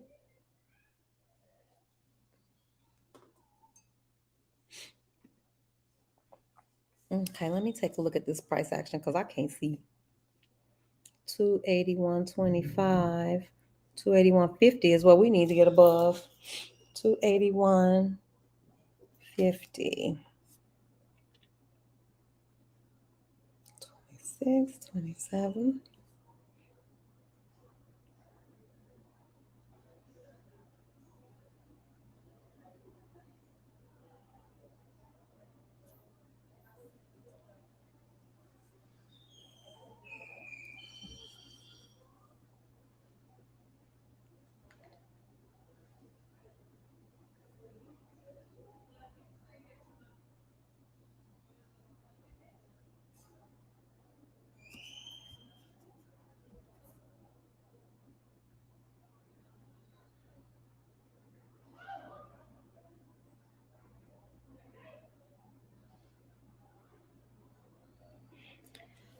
$281.21. Could give y'all a little volume. Let's see what's happening. Track spot Bitcoin really well. The CME futures market is regulated by both the SEC and the CFTC. The counterparty risk is managed very well by the clearinghouse itself, and then you put the ETF wrapper around it. BITO is a very robust solution. So basically, from here, QQQ needs to go up like $1.50 for my calls to be profitable again, and $1.50. QQQ can move $1.50, y'all, in 30 minutes. It is nothing for her to shoot up in the middle of the day, the end of the day. I've seen it. And so my peace of mind comes from buying contracts with time. So even that's why I can sit and chat with y'all, because I have disconnected from that thing. Because if it makes it today, great. If not, she got 10 days. I need to check on the Washington Jiggy, but I want to say it's 10 days out. So she got 10 days to get her life together, to get up $1.50. Somewhere along the way, she'll get that $1.50, maybe more. And then I'll cash these out. So I think, to be honest with you, I don't know, maybe swing trading for me is somewhat less stressful, especially if you know the things you need to know. Like what our OGs are saying, which is you need to know the expected move, how much that stock moves in a day. You need to look at the long term, you know, your daily, your weekly, your hour, your monthly. You need to look at those to see, is that move on the horizon as you're cultivating. Y'all do know that when I'm talking to y'all, I'm talking to myself. I'm saying it's like when you teach something, you're teaching it to yourself, you reaffirm it for yourself. So yeah, I like, to be honest with you, I don't want to be a swing trader, but swing trading is less stressful, especially if you get in at a good price and you buy some time. Eventually, trust me, in 10 days, QQQ will hit 280, 285 again. And when she does, I'll be here. She may hit it again today. So less stress for me, and because I don't have to necessarily get it right today. So if you're ever wondering, like, why do you buy time and why do you buy contracts that are in the money? Trust me, y'all, they are not the cheapest. They are not the most economical, but they give me the security of knowing, or like the safety of knowing that they have the best chance of expiring. If they go to expiration, they'll expire in the money. It also gives me the security of knowing I don't have to it doesn't have to work today, you know, and as long as my price target is something reasonable and attainable, who knows, she might get up to 283 today. I'm trying to think, how high did we get before? I can't even remember. Let me go back. See, you should know all of that stuff too. But see, it's so easy. Where did we close? 281. We're up to 281.16. Our high was 281.19. So we got to take out that. We did. 282.85 is today's high.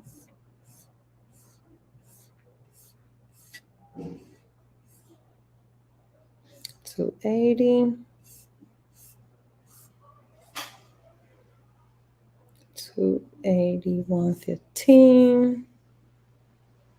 282.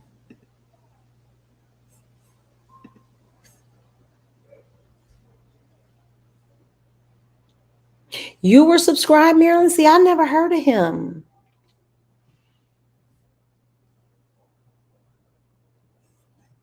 Wow. Well, see, y'all turned me on to something new today. I'll be watching. I just needed to be, I'll tell you, the videos I have the most trouble with are the ones that are 3 hours long, 4 hours. Oh, Lord. I don't know how anybody does that. I don't know how anybody, I couldn't do it. I have to have that where I could bop in and out. I would have to watch that. That would take me 3 days. The way my ADHD is set up, that's not going to work. And when I see them, you all, my chest gets tight. When I see like a video that I'm interested in and the timestamp says 4 hours, my chest gets tight. It's like, do I really want to make that time commitment? I don't know about that. So I'm going to look at his stuff. I hope that they're manageable, you know, for folks like me. Yeah, this is my kind of dude. He got a 3-minute, a 10-minute, a 24-minute, yes. But he's got some longer ones too, the 3 pillars of successful trading. This is a play on the cow turning. I know they have a lot of exposure in the US. Oh, we going into this. When the cow turns, the stock will do much better. You want to take IBM also, which was added to the tactical Just good outperform list of Evercore. trades. Price target to 150 from 135. I think the headline's going to look good for IBM, and the bottom line will be helped by I'm going to be checking him I'm out. not sure That people are looks gonna pay for interesting. currency, but I do like what they're doing in terms of the cloud strategy. When something and also pops recurring up revenue. from So I still other like this one. trading It's a pretty large notifications, position I for check it out. Walmart, Joe. Marilyn, you're going to be the best doggone trader that never traded. We got to get you on some paper trades. Y'all want a paper trade next week? Or we can paper trade this week. Morgan Stanley. Listen, there's a lot of overwhelming bullish. Let me put this up on the thing. You can include me in that. I own the stock. Am I disappointed in the performance? If anybody in wants particular to based present on the environment Wednesday, last year, somewhat. feel In the company, free. they've done the right things. They've managed the supply chain and the inventory, I think, better than Let me others. know. The They invested in the topics business. Certainly, we're will seeing that be reflected in strong grocery. So trend. I'm waiting. It's I'm going to waiting be to see the stock, the margins lift, candles. and the appreciation of the stock. A little bit disappointed, but I'm going to maintain my position. Coming up, we'll discuss that new investor letter from Greenlight's David Einhorn. That's coming up. Plus, keep sending Candlestick us your recent patterns. trades. We're going to grade your trade coming up. You can email us, askhalftime@cnbc.com. Tweet us, use the hashtag #GradeMyTrade. We'll be right back. Patterns. We might hit some support and resistance if we have time.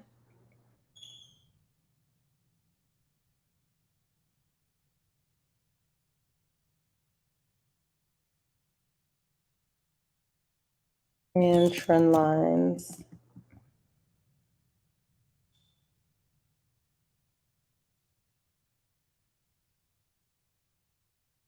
Yep.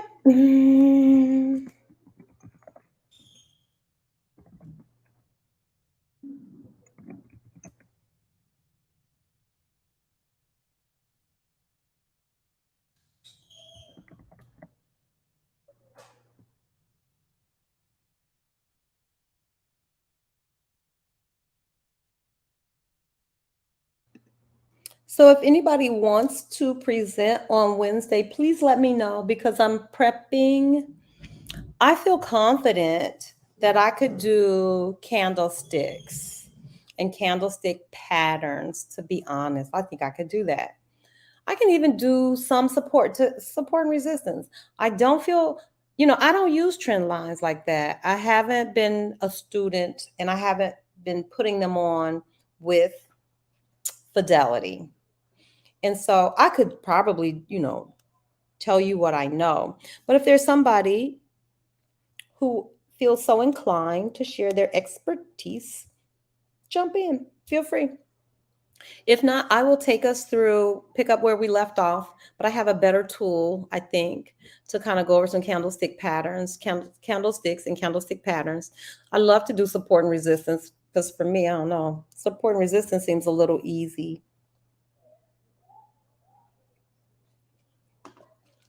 But I'm not a fan or I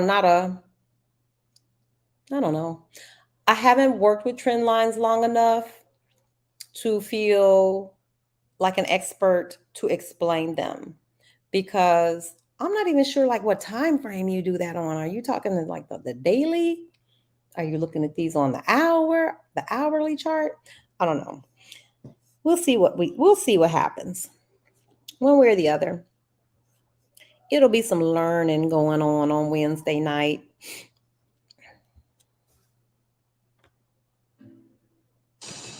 Back, we mentioned that new letter from David Einhorn's Greenlight Capital out today to his investors.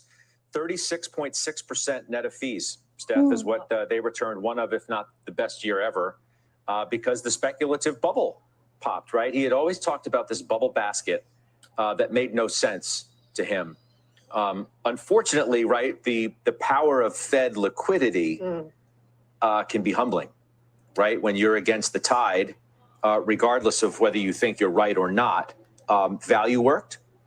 The long book was profitable there. Shorts contributed to 30% of their performance. They delivered 51 points of alpha. That's awesome. A lot. You talk about delivering alpha. David Einhorn should be at Delivering Alpha next year to talk about how they delivered 51 points of alpha, because that's massive. And Twitter was the third largest contributor of performance, right? They did it as an ARB play. Remember, they bought it saying, 54.20 is going to be the price. They bet that Musk was going to have to go with his initial offer, and they were right. Yeah, so I mean, value was spot on. That was great. And the bubble talk, to your point, was not just like a short-term call. He's been talking about a bubble for a long time, a couple of years. So kudos to him for sticking with it, right? And it really helping. And of course, the shorts. I mean, I don't know what he was short, but clearly that combination was obviously very powerful. But I think the bubble comments, Harry, and sticking with that is the most impressive. Self-deprecating a bit too in the letter, Joe. Never as smart as your best year, never as dumb as your worst. I'm paraphrasing, but that was the gist of what he wrote there as well. And they have a new position as of the fourth quarter. It seems like their newest position, or at least one of the newest that they're revealing publicly through the letter, is Tenet Healthcare. What do we think here, guys? Well, first of all, what I think is congratulations to David He took a lot of incoming over the last several years. Oh, he did. Performance. And it's actually good to celebrate other success. And I think that's what you should do in this case. Look at his performance, be happy, be glad for him. Tenet Health, I don't know if you have any, obviously looking for the value story here in healthcare. Seem to be a Q4 buy. We're watching it on the screen there. It's up better than 2% today. Josh, healthcare. Sorry, I got to is an send area this that's still- text to Airbnb. You got a lot of love around. Yeah, but this is hospitals. I'll be Hospitals sure. are like the airlines of healthcare. Like Is she doing anything? the What's she stock is trading doing? at the same price it was trading in What's she doing? 1991. So Okay, I don't know what his 281.41. Can we why get to he's buying it or what he's 281.50, I'll have to ma'am, read and it. get above But it? broadly speaking, 281. I would agree with what Joe and Stephanie said. Like 42.43. this is a guy that made it when a lot of his contemporaries threw in the towel. Think about how many value managers said, you know what, Your Honor, I plead family office. It's just like, I'm all set. I'm going to go manage my own money, maybe get a new girlfriend. Like that was like a much easier route to take. David stuck it out, and he's got LPs that have been with him for a long time, and they didn't lose their faith in him, and now they've been rewarded. So I like stories like this, and I think it's pretty cool. All right, he characterized that new position as a medium-sized long position in Tenet Healthcare during the fourth quarter. All right, Grade My Trade is up next. Still time to send us an email. Ask halftime at cnbc.com. Y'all, people are so nice. Hey, big old green candle. People are so nice. Oh, I'm going to say something too. Did you guys know I've done this? Did you know, and this is so off the topic, this has nothing to do with trading, but did you guys know that you can ask Airbnb host for a discount? I ask all Airbnb hosts. Some are so kind, they will grant you, just about anything you ask for. Depends on how you ask. And then, some people say no, flat out no. I don't fool with, that's okay. There's always somebody, though, that will say yes. So if you just go on to Airbnb and you just take the price and pay, you're missing out. You're spending more money than you have to. Travel tip. Who knew? You get some stock tips and some travel tips. Yes. I have like a standard form. A form letter. I introduce myself. I tell them why I'm there, how long I'm going to be there. Because, by letting them know how long you're going to be there, they know to play. And then generally I ask for, a discount. I let them know that I'm a slow traveler and I will share their unit. If the experience is great, I will certainly tell other slow travelers to use them. Most people, they are more than receptive. So I did that, and one of the ladies, and these are people sight unseen. Oh yeah, 281.60, we'll take it. I hope we can stay up above it. And a lady was just getting back to me, and I'm telling you all, she gave I already booked something, but she a substantial discount. And so I'm so grateful. There are nice people. There are so many nice people out here. Thank you very much.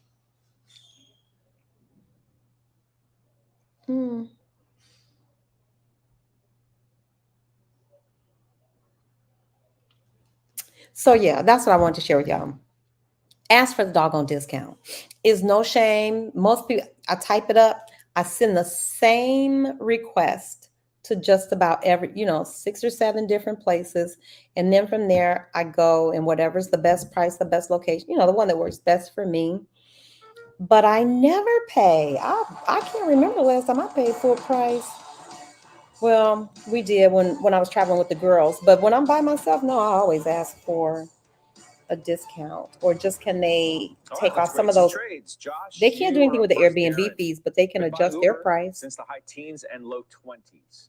What do we think? And people are so I kind and can only speak to my own accommodating. position in Uber, but like if I told you there's a company out there that right now is trading 2 times sales, and the industry average is 5.7 times sales. Look at And Tesla the back up 3-year almost median for this $8. company Oh my Lord. was 4.7 times sales. So it's like half or less I the gotta go look at valuation that it Tesla. normally has. And earnings per share growth this year, calendar year, should be 93%.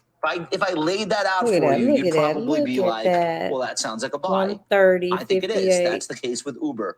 Almost nobody is talking about this stock. It's got now higher lows. I think it double bottomed over the summer and fall. And Chris Sang gave all the levels I think it's going for a lot higher. Tesla, Okay. Steph, Apple, David in Wisconsin and says bought Spy. 28 shares of the Berkshire B. I didn't shares follow any of it. 262 on September 27th Look at Tesla and of last Apple year. doing just what he What do you think? said. I like this trade a lot. I own it, a very big position for me. Well, You get a check little out bit of Apple. everything from this story, and rails and pipelines and 137. energy and Whoa, go Apple. Apple. And I like that diversification. They have $100 billion in cash and the best managers in the business. So I Love like this it. one.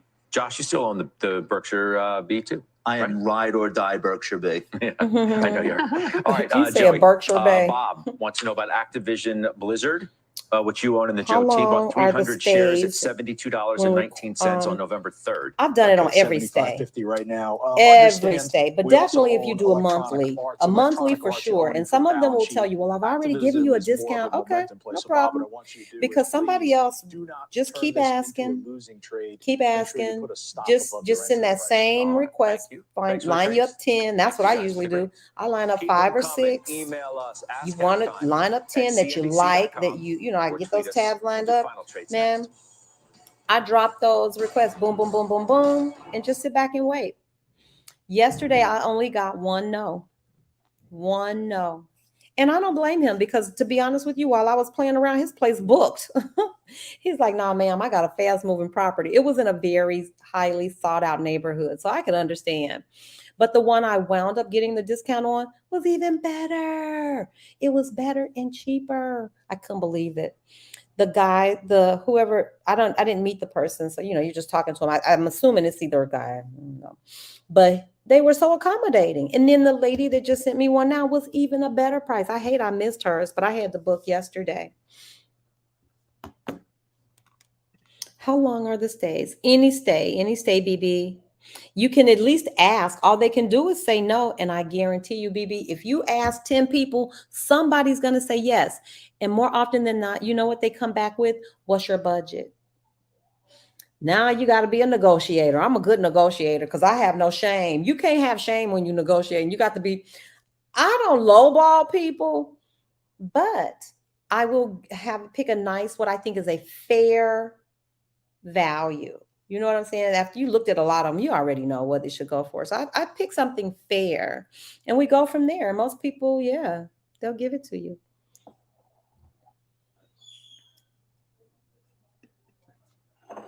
I asked about any discounts, negotiate. I asked for any discounts, negotiate, barter. I've learned from traveling many years, especially I learned from people I met along the way. Yes or no. Yep. And keep it moving, because one no, that's okay. It didn't even bother me. I've done it enough. I didn't even care, because if you are working with Airbnb or booking.com, any of those, it's always going to be another property. It's always, none of them are perfect.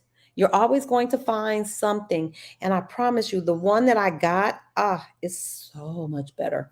It's better for me. It's better for shooting.